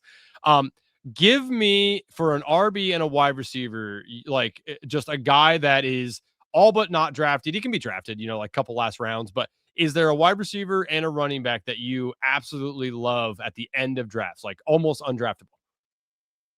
And I can go look at them. So wide receiver that I have a pretty high exposure on towards the end, doesn't get drafted every time, I would say Troy Franklin. I know it's going to sound like I'm a homer here, but I mean, he had a lot of really solid spike weeks last year. I think that's the thing about the guys at the back. Like, I don't need you to be consistent. I need you to spike, right? I want you to have that like 20, 25 point spike week in you. And we got that last year a few times from Troy Franklin. I know we just brought in Waddle, and that's going to obviously add a lot of competition, but I don't care about the inconsistency. He's going to have his day where he's the guy. He's got the chemistry with Bo Nix in terms of, they've been playing together for 6 years now at this point. So they obviously, kind of know, what each other's looking for in terms of, where to be on the routes and things like that. Combine that with a good coach, good quarterback. So Troy Franklin would be the wide receiver. I find myself just kind of clicking at the end if there's nothing else there. That one I feel pretty good about. Okay. Running back wise, let's see. Got to think about that one for just a second here. Can we just? And I can scroll down if you need me to scroll down. Scroll down. Yeah, that'll help. So like there's I don't know where you want to start because a little bit further down. A little bit further. Are we talking about like not drafted every time or just kind of in this range? I mean, just in the last couple rounds or not drafted, like Braylon Allen, like sometimes gets drafted, sometimes he doesn't. Yeah, like Braylon, but I would say Sean Tucker in this range. Good offense, good organization. I think generally like that offense should be pretty productive this year. And you have Bucky, who's still dealing kind of with that shoulder injury. What the coach say, like he's going to be back at some time during training camp. We're not sure when. Kenneth Gainwell, like pretty decent signing, but he went from being undrafted last year to now going in like the 110s or whatever it is. So he's kind of shot up the draft board. He's good, but I mean, he's been like a kind of a fringe player, for much of his career. So I just see a world where Sean Tucker can get the goal line. They're going to be in the red zone quite a bit. He isn't involved in the passing game necessarily, but as a runner, I think he's a good runner. And if he can, get some of the goal line stuff, I think he has opportunity to get a couple two touchdown games and kind of pop for you at the end. If anything happens to Bucky or Gainwell, I think he's, sky's the limit, in terms of what he could do. So give me Sean Tucker. Okay. All right. Good answers. I love Emmett Johnson, love Katron Allen, and now I'm a Penn State fan, so don't mind the homerism there. Katron's a good answer. I like that answer too. Yeah. Yeah. I just and I've had people ask me why do I like Katron so much outside of the Penn State, just love for him. I'm a Washington fan as well, but I have nose to the ground on Washington pretty hard. Bills Ray Davis too. I kind of forgot about Ray Davis. That one seems like a pretty good click. Great offense tethered to Josh Allen, and then you get a situation where week 17 against Miami, you could see a world where they're maybe resting players. Maybe, Ray Davis is coming in and you just get him for that game. Maybe, Miami week 17 championship week. If you have him as a 6, a 5 or a 6 on your builds, I don't know. I think that's an easy click. It's a good way to play it. Yeah, I didn't really think of Ray Davis in that aspect, where he just might be the guy that week because they're resting James Cook. So it's a good way to play it. And if anything happens to Cook, of course, right? Just as a high value handcuff. But maybe it's not even a scenario where Cook has to be hurt week 17. Yeah. No, it's a good way to think of that. I don't really have Ray Davis too much, but it's not a bad way to think of it. And he's involved in the passing game, so he has outs in that respect as well. Yeah, definitely. Okay, well, let's hop into drafts so we can talk some more ball in there. So dealer's choice between dealer's choice between an eliminator and a puppy 2. Do you have one that you prefer to take? Or I guess we could do a puppy 2. I haven't been doing any elims yet, so I feel like I'll add more value to this stream if we do a puppy 2. We could do a poodle as well. I forgot that they pulled the poodle out. So puppy 2 or poodle?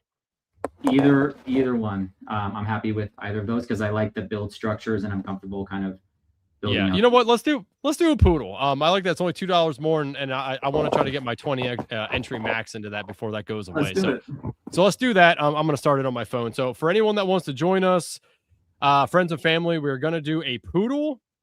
And I will count it down for everybody. 8, 7, 6, 5, 4, 3, 2, 1. Entering now. Let's see where we're at. So we got 8 more. We'll see how quickly this goes. If not, we can I'm on the slow for the pointer. All right. So go draft here. 6 more to start. For anyone who wants to join us. Again, we did hop into the poodle. 5 more. So when did you start up your YouTube page? How long ago? So I started it up last year. I was doing just solo streams by myself earlier in the year. I was actually doing FFPC drafts. I don't know if you've ever played over there on FFPC, but I have. Yep. I've actually went out to Vegas and did a live draft there for FFPC, the $2,000 teams. The main event? Okay. Yep. It's fun. Oh, that's it's awesome. Good time. Yeah, I did the main event a couple years ago, and then last year, or the last couple of years, I moved into that other draft. It used to be sponsored by Fantasy Pros, and then they've since changed it. I'm drawing a blank on it's the Gorilla, I think is what it's called. You get 3 for $1,000. It's a tournament style. It's $1 million to first. So I started doing those, and I also have a couple dynasty teams over there on FFPC. So I was kind of streaming both dynasty and just FFPC managed league drafts, and then Med Zero and Nick and Sus and some of those guys last summer, and started doing a lot of drafts with Zero kind of offline. And then we started streaming this year together. So I'm still doing some of my solo streams, but doing a lot of streams with Zero.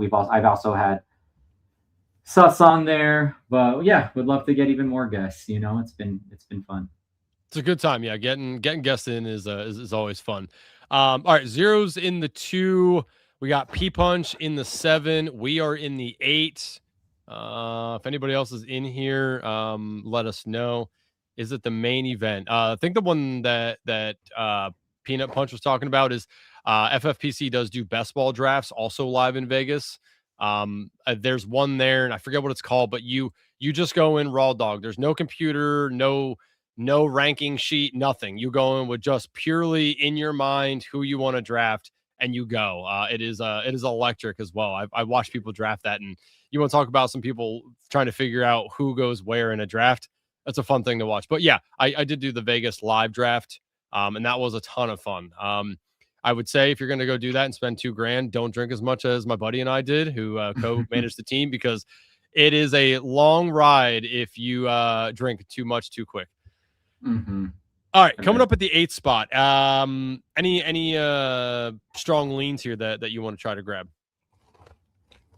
I would be St. Brown. Probably. Okay, St. Brown. Oh, well, sorry. At 8, if CMC is still there, I would be good with CMC. He sure is. Yeah, let's go CMC here. Okay. I like that. Fall to 8. Yeah, totally good with CMC at 8. And then I assumed he was going to be gone, I guess, and then I would have been St. Brown, but they kind of flipped the order there. Monron went before him, so we got CMC on the little 1-pick fall. When we are back up, we're going to be in roughly the Hampton, Achane, Walker, Chase Brown, Henry, Drake London, AJ Brown area. Anything there that you're looking for? I will tell you, I am not an Achane guy. Same. Just do not trust the Dolphins to utilize him as his former coach had. So I just kind of out on Achane a little bit. Yeah, assuming Walker's gone, I would be and Hampton, I would be like Henry here.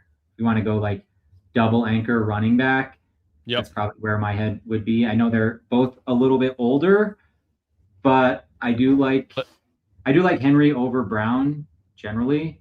Okay. I don't know how you feel about that. I like Henry over all these guys that are not named James Cook and Barkley. Okay. Well then, yeah, I think if Henry's there, we just take Henry.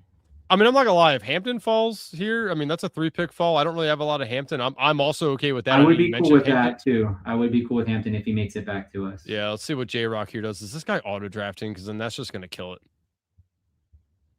Looks like he might. Oh, Kyron! Wow. Whoa! All right, yeah, so I would take Hampton then here. All right, let's just do that. I mean, yeah, get a little bit of youth in that room. Yeah, that's interesting. I do not have this combo. I'll tell you that right now. That's interesting. Kyron Williams, huh? Okay. What did he pull him up? 16 spots. Jesus. Yeah, and I think once you get the fall on McCaffrey, then you want to try to get the fall on the next guy, right? Just for uniqueness. And so in this case, that's Hampton. So I like this start here. The Chase Brown JSN, I like that a lot too, that this guy got. That's a nice combo there. For sure. 0 takes. So he has Bijan and then Brock Bowers. That's nice too. That guy knows how to draft. So when we're back up, we're going to be right in that. And I don't know how many RBs you want to take in a row. You won't scare me away with if you tell me 4 in a row. I literally just did it last draft. So you that would be that's not something I typically do. I'm not against it. If we get a faller, like Brees comes back or something like that, I would be cool getting Brees on this build. But I would, if it's not Brees, and it's like ETN, then at that point it's like I want one of these wide receivers. Yep, Zay, I'm fine with that. T, if say like Smith and Olave are gone, I would probably pass on Neighbors here as our first, given kind of his situation. If he was like, we were doing like a 0 RB build and we could stuff him in like as a second or third, then that would feel a lot better with his situation, but not as our 1. Okay. So Brees falls, or we could take Flowers or Higgins. I'm fine with any of that. Dealer's choice. Man, that's I say let's go Brees. We'll do 3 early, and then I think we'll have a good choice here. Still think we'll get a running back or wide receiver here in the 4th, a good one, and we'll really start blowing out. I mean, we're really just we're value hounding right now. I mean, we got the 1 fall on CMC, we got the 3 fall in Hampton, and then we just got a 5 fall in Brees Hall. I mean, you might as well take it. And I love that they're all in different buys as well. Yeah, I think this is a great start. This is nice. I don't necessarily want to take Garrett Wilson and go 2 Jets in the first 4 rounds, so I would be skipping on him on this build. Yes. But, maybe we get a fall on one of the guys above our line here. If not, what do you like between like Amika, Luther Burden, and those guys? I mean, I actually like all 4 of these guys. I probably would lean Evans over those 2 guys. It for me, it's probably Evans, McLaurin, Burden, Egbuka. Yeah, and I mentioned before, I would probably put Evans. I'd put Waddle up there with like Evans and I was really hoping Higgins would just make it back to us, but I know that would have been amazing.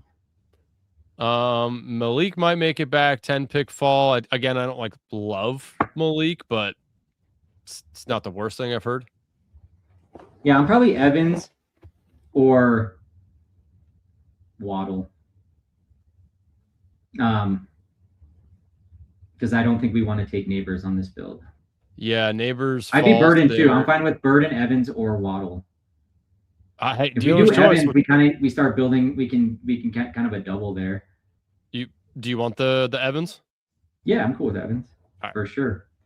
Yeah, and then future Hall of Famer. So do you prioritize getting Purdy then, or does that not matter to you? I would. I don't think I would pull him up if we miss him. I'm not the type where I start building out a double and then I have to force in the stack.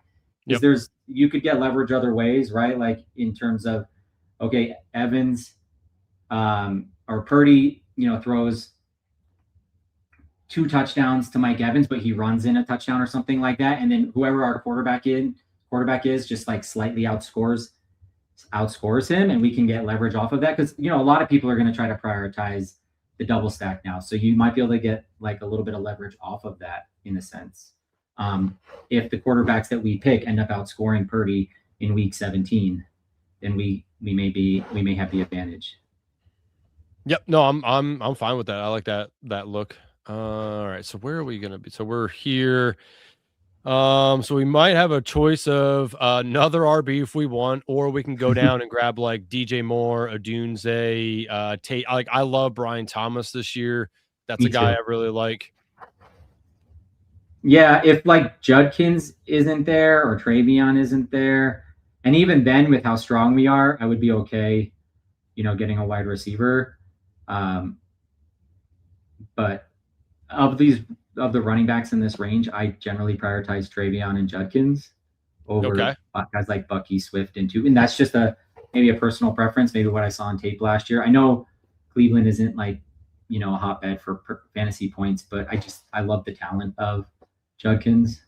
Okay. All right. It's funny. I actually prefer Swift and I like Swift and Henderson probably the most, but I also like Tootin. Just what the Jags. I'm trying to come around on Tootin. I'm trying to come around on him. I feel like his price is a little high, but yeah, it is a little bit. But I think it's just the production we saw last year from the Jags at their running back. And I know it's not ETN anymore, but it was at least something to want, what they did there. So what do you want to do here? We're going to be up next. Swift and Judkins are available. We could take Lamar backstack later with Andrews, or we could take a Dunze. I would be one of these 3 wide receivers or Judkins. Why don't you pick? Oh man. Yeah, I really like Brian Thomas. I'm just gonna. Okay, let's do it.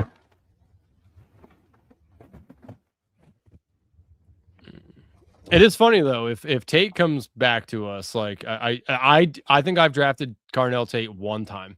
So Tate comes back to us at 60. What is it going to be? 66? It'll be for me. Yeah, 65. Yeah, it's funny. I haven't taken him, and I'm like, oh man, I think we're gonna for sure take him when I'm drafting with you because I know you do like Carnell Tate. So I'm like, all right, I'll get some Carnell Tate exposure with Matt. Yeah, I think I kind of made the argument on my stream, but I guess I'll say it here for another audience. Top 5 draft pick, tethered to a number 1 overall draft pick. I know he had a bad year last year, but part of why he had a bad year last year is because he didn't have a guy like Carnell Tate on his offense. Now he's got a Carnell Tate on his offense. So that changed, I can't judge him based on what he did last year without somebody like Carnell Tate on his offense, right? He's inherently going to change. The dynamic of Ward is going to change because of Tate, right? And Tate is a top 5 draft pick from Ohio State of all places. So, Oh, If he was there, that would have been a easy click for me. I like Marv here too. I like Tyson and Marv. okay. I also like Warren. I like any of those three at the top. Oh man. What do you like? Like I like what Marv should be. I do really like Tyler Warren as well. Shout out Penn State. I mean, for the build though, right? Like I think because we went RB heavy, we kind of have to take some wide receiver and just have the Sure. nice depth there. I don't mind waiting on the tight end, though. I do like Tyler Warren a whole lot. I do worry a little bit. Like we know the offense runs through Jonathan Taylor.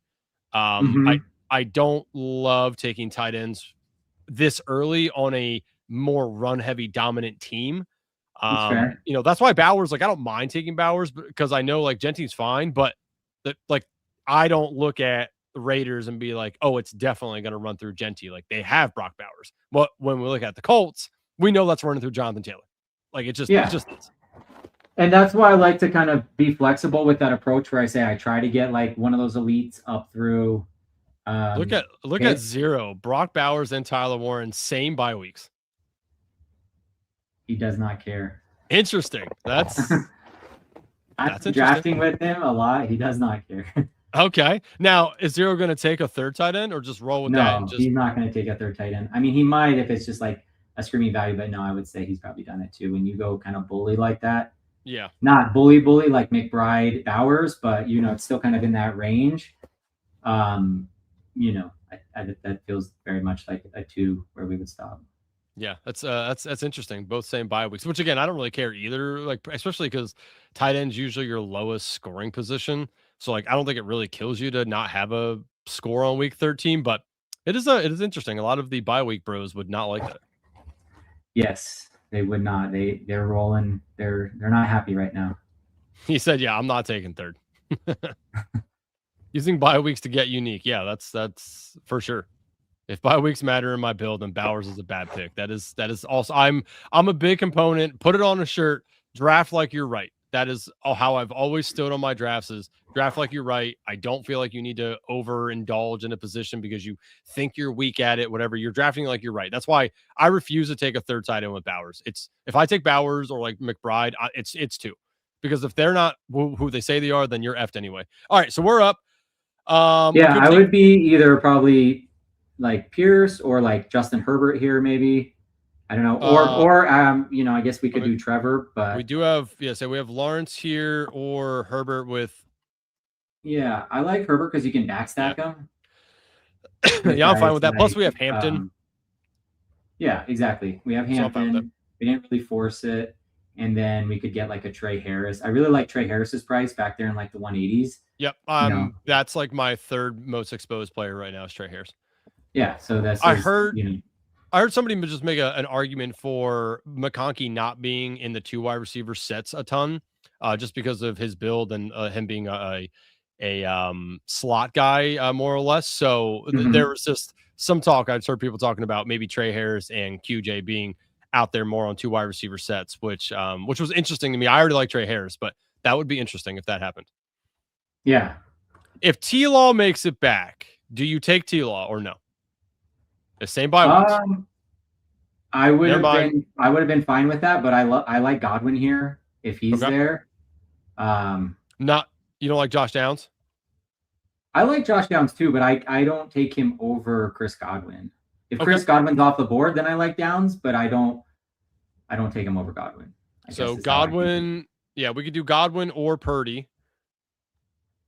Yeah, I would take Godwin over Purdy because there's always a chance. I've seen Purdy fall into the 1. And you don't want RJ Harvey either, correct? I like Harvey. I'm fine with him, but I think in this particular case, I mean, what are we getting him at 89? It's a little bit of a fall. I would have been fine with Harvey, but I get into that pickle on some of these drafts where it is actually like Harvey and Godwin, and I find myself just,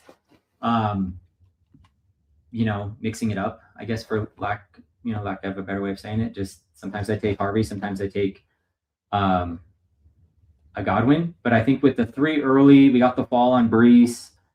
It's not like we're reaching to get Chris Godwin on this team or something. So yep. So just to recap here, we are at Herbert, CMC, Hampton, and Brees Hall, Mike Evans, BTJ, Marv, and Chris Godwin. Yeah, it feels good. Shout out Penn State, Chris Godwin. Now I would put like Purdy in my queue here, and if he comes back to us, it's like that's an easy click.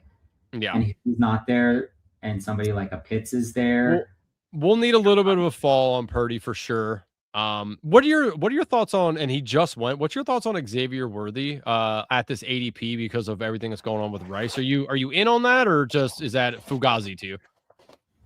I mean, I'm cool getting him if I've got like a Patrick Mahomes. If I take Patrick Mahomes, I'll take him. I don't find myself taking him naked. Just like I need to have Xavier Worthy. I don't know. He first round draft pick out of Texas. I mean, obviously he has the DC, but I just have this. I don't know. I don't know. Did he take him? Okay. No. Well, yeah, Purdy goes, but yeah, the just quarterback. Naked, just take Purdy. Let's see. Yes, that is correct. Okay, that's fine. Yeah. Thought he could slip back to us, but we'll have other options. I mean, if Downs comes back, I would be cool with Downs. Otherwise, I would probably get like Pitts. I like Kyle Pitts. I don't know. How do you feel about Kyle Pitts? What are your thoughts on him? So Downs, I was really hoping for Downs. I like Downs. I'm fine with Pitts here. The thing that are we going to be trapped by Kyle Pitts again? Like, he was fine last year. There's nothing wrong with it. And he obviously exploded at the end of the year. I've trusted Kyle Pitts so much, and he just has sucked sometimes. And I'm like, am I falling into the trap again? I've been burned. He's incredibly volatile, but that's why I kind of don't mind him for best ball. Like, he drives me crazy in managed leagues because you just can't trust when to start him. You put him in your lineup in managed leagues, and he just disappoints. But if you have him in a best ball on your best ball team, and he does have a 30-point week or whatever. I mean, shit, he had a 45-point week or whatever it was last year against the Bucs. So he can make up a lot of points that, on those 10, 12, 8-point weeks, and all of a sudden he spikes for 30, and it's like, order has been restored. So yeah, again, I don't mind Pitts. I would be Rachaad White here personally. Yeah, I do like Rachaad White. Also Baker's down there. Do we trust? I'll just continue with pushing quarterback. That's true. I mean, we did get Herbert, so I'm okay. What do we have? Yeah, I mean, I'm okay if we don't take him. If you want to grab Baker, we could. Otherwise, we could grab Rachaad. I mean, how far away is our next pick? I mean, it will probably be right after Baker. Okay. What do you want? I'm up with either one. Let's just ride Rachaad White, and we'll see if Baker makes it back, because it does feel better when a quarterback kind of falls to you as opposed to bringing them up. But if we don't get Baker, we're gonna have to just kind of sacrifice and maybe just take like a Stroud, and we might have to go to a third. And I mean, there's guys in that next range that we could backstack, like Sam Darnold. You can backstack Stroud. You can backstack with guys like Schultz and who am I thinking of? Mostly Schultz. I mean, Jalen Noel as like a 18th round flyer type. Yeah, Higgins is right there too. I really like Jaden Higgins. He's just a copycat of Nico Collins. Yeah, I love Higgins too. Big fan. My exposure is probably in the low 20s on him. I'm lockstep with you. Higgins also very high for me right now. This running back room feels super strong. Like, we could probably punt, till the very end, and then just try to take like a high upside type of guy on a team like this. But this feels very much like a team where you stop at 5. 4 or 5. But I mean, I'm in agreement. And 0 takes Jaden Higgins. Damn you, 0. So I don't know what these guys in here have that may want to take Baker. I've seen him fall into this range before. This guy to get him back. I mean, these two guys here might scoop him. This guy might take him because he does have Kenny Gainwell. Yep, there it is. Okay. So we might have to. We'll figure out. What is our next pick after 128? 128 and then 137. So that'll take us down. All right. So we're up now. Mark Andrews, Coker, Diggs. I'd probably be Diggs if I was. I don't know. Or Andrews? Go ahead. Andrews is good too. Yeah, let's get Andrews. I'm cool with that. That's a good price on Andrews. I feel like that we're opening ourselves up to not have to take a third tight end, and then we have to figure out the quarterback. This is what I was saying, where it's like if I flip the end of that first tier and then I get somebody like Andrews, I'm probably stopping at 2. If I don't get back in until somebody else, later, like Kate Otten or something, that I'm getting like Otten and Freiermuth or something like that. But I'm fine with Pitts and Andrews. It's just it will allow us to figure out the quarterback. If we have to go late with like A-Rod or whatever, like we can just do that. We don't have to mess around with the late tight ends. Ideally, quarterback wise, what do you want to do? Because we don't really have any stack potential right now, but we can figure that out. Yeah, I think backstacking, guys that are easy to backstack would be like Stroud, but we don't. Stroud and Schultz. And I think Darnold is a guy you can backstack a little bit too with Barner. Torrey Horton. I don't mind taking Cam Ward just because of his legs usage as well. All right, so we're up here. So Ward or Darnold for me. Ward or Darnold? Yeah. Who do you prefer? Because honestly, like both of them, just whatever to me. Let's go Darnold. Okay. Is it the fit with the bye weeks? Are we good on the? It's fine. 7 and 11. Okay, cool. Yeah. And now if we were to add on like a Geno or a Rodgers, preferably Rodgers. Yes, preferably Rodgers. Like 0 bench risk. That's the thing I like about Rodgers is he's not getting benched. Yeah. If this is long son season. And I'm like, I always like to talk about, we did a show a few weeks ago where we talked about like situational drafting, and unfortunately now Ward went, but if Ward would have fell back to us, would you have been open to taking Ward just as the third quarterback because he fell and not worried about stacking it? I think so at that price. Yeah. Because the Stroud and Ward both go. What's our build count right now? We are at 2442. Herbert, Darnold, CMC, Hampton, Hall, White, Evans, Thomas, Harrison, Godwin, and then Pitts, Andrews. So 2442. Okay. Yeah, I would be cool with any of like the 2 wide receivers at the top are appealing. Naylor, I'm fine with Naylor. I don't know how you feel about Naylor. I don't mind Naylor. I prefer Trey Tucker. I prefer Trey Tucker too, but I don't mind Denzel Boston. I love Boston. I really like his talent. And then down here, like I love Debo just because I think he's going to go somewhere that I don't think he's just going to go get money. I think he's going to go to a team that actually like is decent. I would love Antonio Williams, but damn it, do I think Diggs is going to go to Washington, and that'll just absolutely bone Antonio Williams. Cooper, so Boston goes, Cooper. I'm just looking to see. So Coleman. Yeah, we'll just take Cooper's the best prospect there for sure. Now it does suck. We have Cooper and Breece Hall, but at least I don't mind that. See, I don't mind going like Breece Hall and if you said Breece Hall and Garrett Wilson and it's 2 in the first 4, like I'm out. But if you say Breece Hall and then we get a first round rookie at pick 150, like I'm in, so I see that that's the difference for me there. Yeah, Zero says thanks for not sniping Stroud. And Meg, she's all about Aaron Rodgers. So she has popped up now. She likes herself some Aaron Rodgers, which I do too. Like the way that we're building this, like I would like to get the third, and I don't care if he's stacked or not. I would like points. Like I don't care about Rodgers stacked. When do we pick after 161? When's our next pick? Because we may have to 76, which would take us literally to Aaron Rodgers. Okay. So the problem that we might have is, everyone in between there has 3 and 2. I would probably then grab, if Debo's gone, I would say Trey Harris here for the stack. Okay. We'll just see if A-Rod comes back. Let's roll the dice, because Herbert and Sam Darnold, I think you could get there. It'd be harder, but I think you could still get there with that. Yep.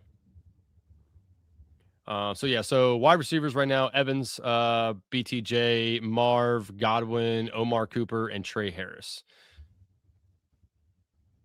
Yeah, I think that feels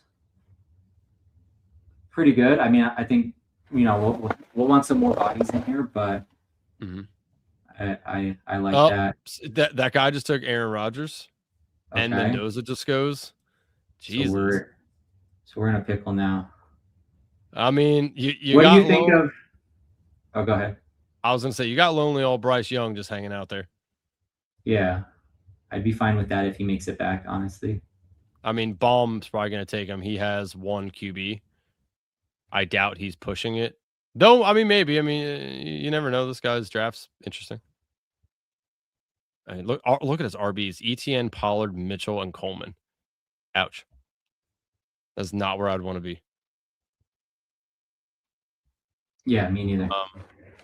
I mean, if we miss out on Bryce, you said you like Antonio Williams. Antonio Williams. I would be fine with Tua two on the, especially we have the Pitts piece. So yeah, Tua at the very end as a third, like punch. Don't do it again. All right, so we can get. I mean, Bryce Young. That's a 20 pick fall. Yeah. Do we just take it and just Sure. All right. I do feel better with the 3 QB on this build. I'm generally with you on 2 QBs, but I didn't love Darnold as the second one. Yeah. I when I say 2, it's like Herbert and Purdy, and Bo Nix, something like that. Once you get out of that range, then it's like, okay, we got the elite. Now we're going to get our 3. Yeah. Seattle, if we want to stack it at all, Cooper Kupp, Torrey Horton, those are the only 2. Yeah, those would be the ones if we or AJ Barner if we did want to add a third. It feels hard to add a third though with the Pitts. It does. I guess it's at some point though. If a tight end keeps falling, then he becomes better than the wide receivers around him. And he can hit the flex. That's fair. I did add Chris Brazell there just for if we do want to stack Bryce Young. Nice final low ownership piece. What do you like here though? We're coming up on our pick. So Zachariah Branch is interesting just because he's gotten some steam. I really like Malik Washington, Ted Hurst, Wicks, like those guys. I like all those guys too. And I know Zero likes Brandon Ayuk. I have no Brandon Ayuk. So if you push me to draft Brandon Ayuk, I'm okay. Not in the 16th round. I'm not going to do that. I like Tesla too. I don't know how you feel about Tesla. I don't really have any of them. I always click Malik Washington here. Okay. Just because if you like let's Tesla, grab some Tesla. I mean, wide receiver 3 on a potent offense, stationary quarterback. Dan Campbell's been talking him up in training camp, and we don't need him to be consistent. Like once we get here, it's not about consistency. It's about single week upside. Can you just spike for me? Hit my lineup when one of the main guys duds out and help us carry points. Yep. So no, and you're right. I think of it the same way. We are currently at 3, 4, 7, 2, and we got 2 picks remaining in the holster here. So I'm assuming we want to go 1 running back and a wide receiver. Yeah, Emmett Johnson would be an awesome kind of bring back here. I think we both like Emmett Johnson, and he would be a bring back on our Chiefs Week 7 Chiefs. Chargers Week 17 game. We could kind of stack that out. Yep. And then, I would be fine with Brazel, Cooper Kupp, Torrey Horton. And kind of just looking for I'd be fine with Malik Washington. Yeah, if he's in there. It's funny, like Malik Washington, I don't love like the player, but I love the Zero takes Brandon Ayuk. I was hoping that we would just grab one, and but I like Malik Washington because like he should be the number 1 wide receiver until Chris Bell, maybe overtakes that later on, but he's probably going to get the majority of the wide receiver targets. He's been there. They already like him. I know they drafted, a couple of rookies, but Malik Washington, I think, is just the established guy. I just like when I look at other guys around him, like he's just the most established wide receiver. Yeah. I don't mind taking Brazell though to get that stack. Like I have enough Malik Washington. We don't have to do that here. You just want to get Emmett Johnson here? Yeah, let's grab Emmett Johnson here. I think that's a perfect way to kind of round out this room. Get him a little bit of a fall here at pick 200, and then it's either of the Seattle guys, Brazel or Malik for me. I'm cool with any of those. Okay. Kupp, I'm just looking down here. Yeah, I mean, we were talking about guys that you like that like almost go undrafted. I like Jacoby Lane. Really liked him in college. Like that he's tied to the Ravens, and I think he beats out Surratt. To be fully honest, that's somebody I like at wide receiver that almost gets drafted. Never. I've taken him a little bit. Did Wicks go? I'm assuming he's gone, right? Yeah, he went. Okay. Yeah, Brazel would be cool. We have, and it's not like we even tried to do this, but we have that Seattle, Carolina Week 17 game now. So we basically have the piece for Darnold, and then we would have the fall that we got on Bryce plus a Brazel, and that's a low ownership piece. If he ends up hitting, what was he, a third round pick this year, if I remember right? Second or third round? Definitely had like some decent capital. Yeah. I mean, again, like, they've tried out Xavier Legette. He just is whatever. Coker, I know, has got an extension, but he's really never been able to stay healthy. So, yeah, Chris Brazel is interesting. He's got the profile for best ball. I mean, it just kind of feels like it with his profile. So, third round, 83rd overall was his draft capital. Okay, so we'll just draft him, finish it out there. Zero Fucks. I don't like Ayuk, but last round, not bad mixing. Ayuk should live stream himself going to the 49ers facility and being cut on the spot. Yeah. I think this build turned out pretty well, though. In terms of where we invested our capital, we got some really nice falls on a couple players. Yeah, we'll review the team at the end, but I like this build. Yeah. I mean, we ended up 3-5-8-2, completely fine with me. Yeah. I mean, our running back room, like, I know you said that you don't typically do this, but I love having an established at least three, like not elite running backs, but guys that I know are for sure the one gonna get the work. Love having that because we all know running backs score the most points, like outside of quarterbacks. So really love having that stable there. All right, so draft is over. So we went 3-5-8-2. Herbert, Sammy D, and Bryce Young on the extreme fall. I really love that. CMC, Amarian Hampton, Breece Hall, Rashad White, and Emmett Johnson. Mike Evans, BTJ, Marv, Chris Godwin, Omar Cooper, Trey Harris, Isaac Tesla, Chris Brazel, and then Kyle Pitts, Mark Andrews. So talk to me about the team. How do you like it? Yeah, I like it a lot. I think what I like to do is I'll look through like each position group and kind of see what my number one is in each group. I mean, we have what I would consider an elite quarterback in Herbert. We have an elite running back in Christian McCaffrey. We have an elite wide receiver, I would say, in Mike Evans. And then he's at the end of that tier, that elite tier for me, but we have kind of an elite tight end, volatile nonetheless, but pretty elite tight end in Pitts, and we paired him up with Andrews on a good offense, and he's kind of he's known for being a touchdown red zone guy. So 2 touchdown spike weeks. I think he's a nice complement to Pitts on this build. So that's kind of the first thing I do is like, do I have like one really good, like very good, close to elite player in every position group? I think we check that box. And then we've got a mobile quarterback, kind of 2 mobile quarterbacks if you think of it, because Darnold runs 2, and even Bryce Young to some extent, he's a scrambler. He's not like a full-blown rushing quarterback, but he is a scrambler. So I love that texture in the quarterback room. As for the running backs, the 3 elite up top, you're going to have Breece hitting your flex. You're going to have White occasionally hitting your flex. And then Emmett Johnson's our high upside piece. And he's also a bring back with our Chargers. So what's not to love about that on a Kansas City offense? We have seen Kenneth Walker be a little flaky at times. He gets his annual oblique strain or whatever. And so maybe Emmett gets in, he is productive, and then he starts stealing some touches, and the backfield gets a little bit more split. He's also a pass catching back. So I really like that room as well. Wide receivers, this might be the room where it's a little thin, but I still think it's solid. I mean, we have bounce backs. We're basically banking on bounce backs from Brian Thomas and Marvin Harrison, both top 20 draft capital, first round picks. We have a future Hall of Famer in Mike Evans.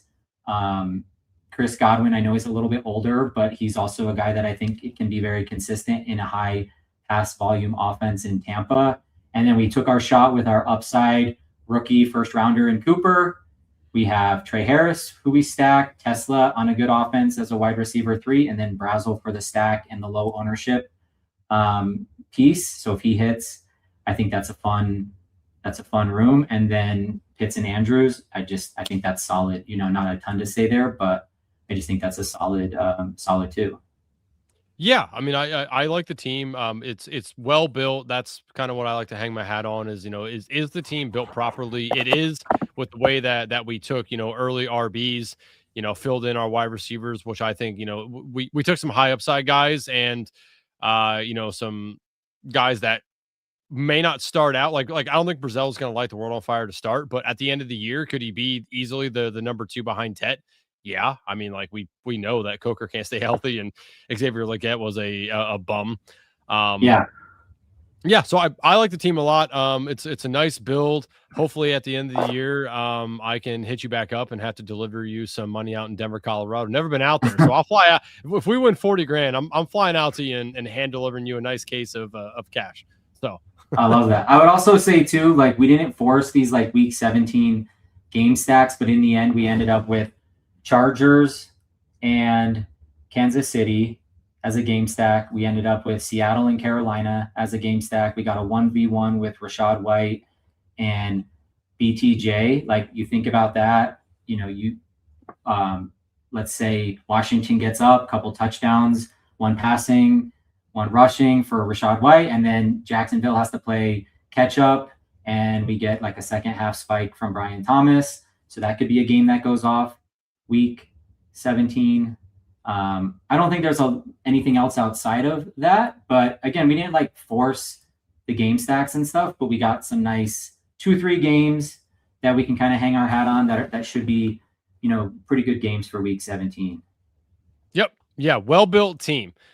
Zero's requesting a Matt team review of his team. So Zero went 3-5-8-2, Bo Nix, CJ Stroud, Fernando, Bijan Robinson, Rico Dowdle, Aaron Jones, Sean Tucker, Nick Singleton, shout out Penn State, George Pickens, Luther Burden, Jalen Waddle, Parker Washington, Jaden Higgins, Trey Tucker, Brandon Ayuk, Jalen Knoll, and then Brock Bowers, Tyler Warren. So from the top.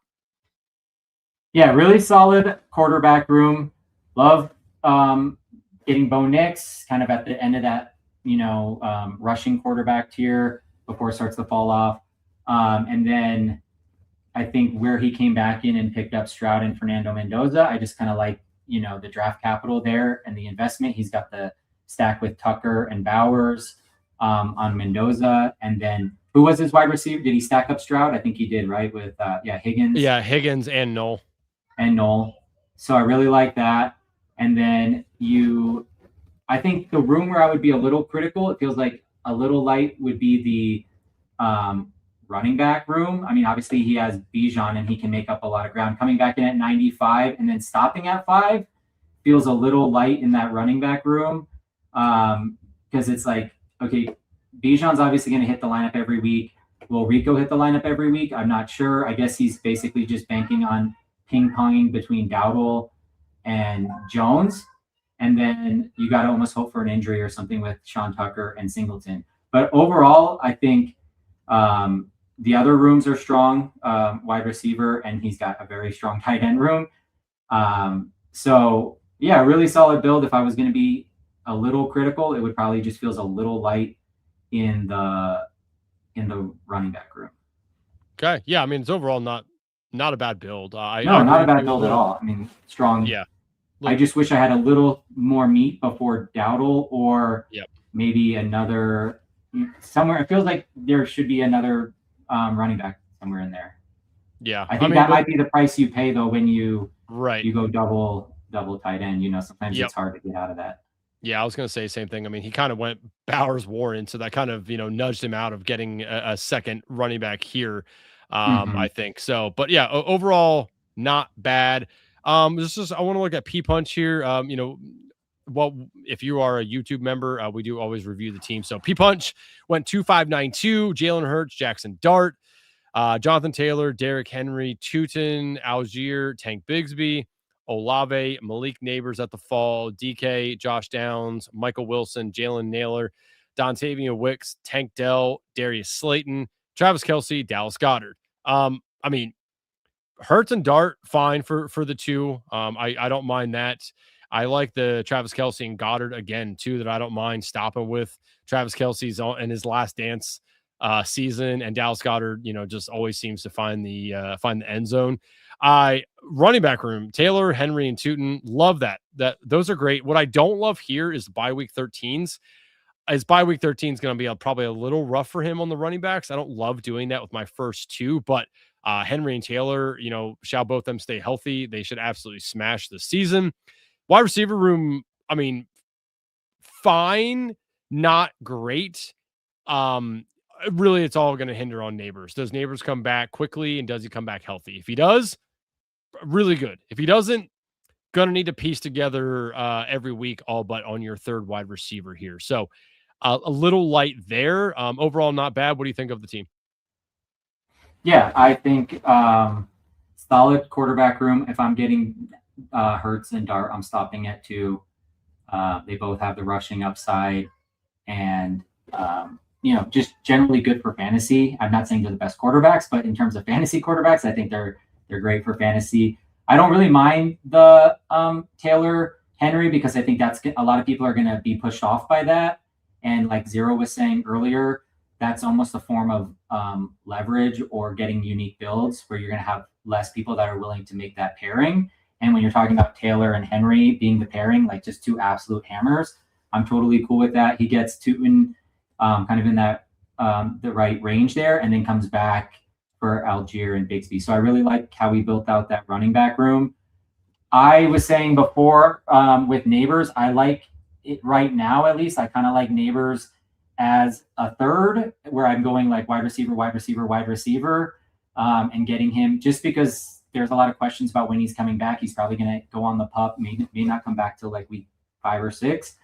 But I think he did a pretty good job of, making up some ground there. He got the fall on Downs. He got the fall on Wilson. So I think he can, I definitely think this room can work. And he also insulated it with some volume as well. And I like the Slayton piece over like the Notre Dame rookie, Malachi Fields, is it? Yeah. So I actually a bigger fan of Slayton here, and it's an even lower ownership. He's a great blocker, so he's going to get on the field. So I think this is a really, really solid build. Yeah, pretty good there. P-Punch, as always. Okay, I think that was everybody that we knew. Yep. All right. Matt, that was fun. Appreciate you coming on. If anyone hasn't done so already, head over to his YouTube page. You go, say it again. What is it? Fantasy Fitness IO, right? Yeah.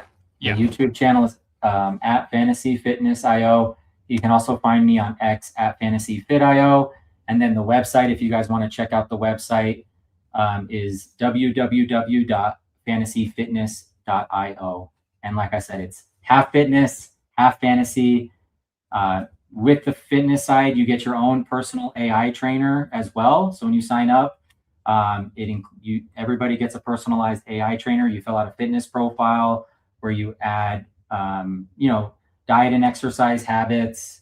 It includes information about weight tracking and goals tracking and stuff like that. And then you also get your personal AI trainer that helps create self challenges for you. So if you don't have a friend that's sending you challenges, your AI trainer will create challenges for you. So you can get up, do 200 jumping jacks and 100 sit-ups, go for a 30-minute run, whatever the case is, right? We're here to stay healthy. You can't play fantasy football if your health isn't there. So it's really important we're taking care of ourselves. Yep. No, could not agree more. So I like that you're bringing that to light for everyone. But yeah, I really appreciate you jumping on. This is fun. If you ever need a guest, happy to help out. A lot of us here at the FanSpeak Network would love to jump on and talk some ball. But yeah, if everyone hasn't already, again, go subscribe to the YouTube page, check him out. And Zero, hops on there as well. It's funny to listen to them ping pong off each other. So it was a good time, Matt. Appreciate you having you on. And I'm sure we'll have you back again. Awesome. Yeah. Thanks so much, Andrew. Appreciate it.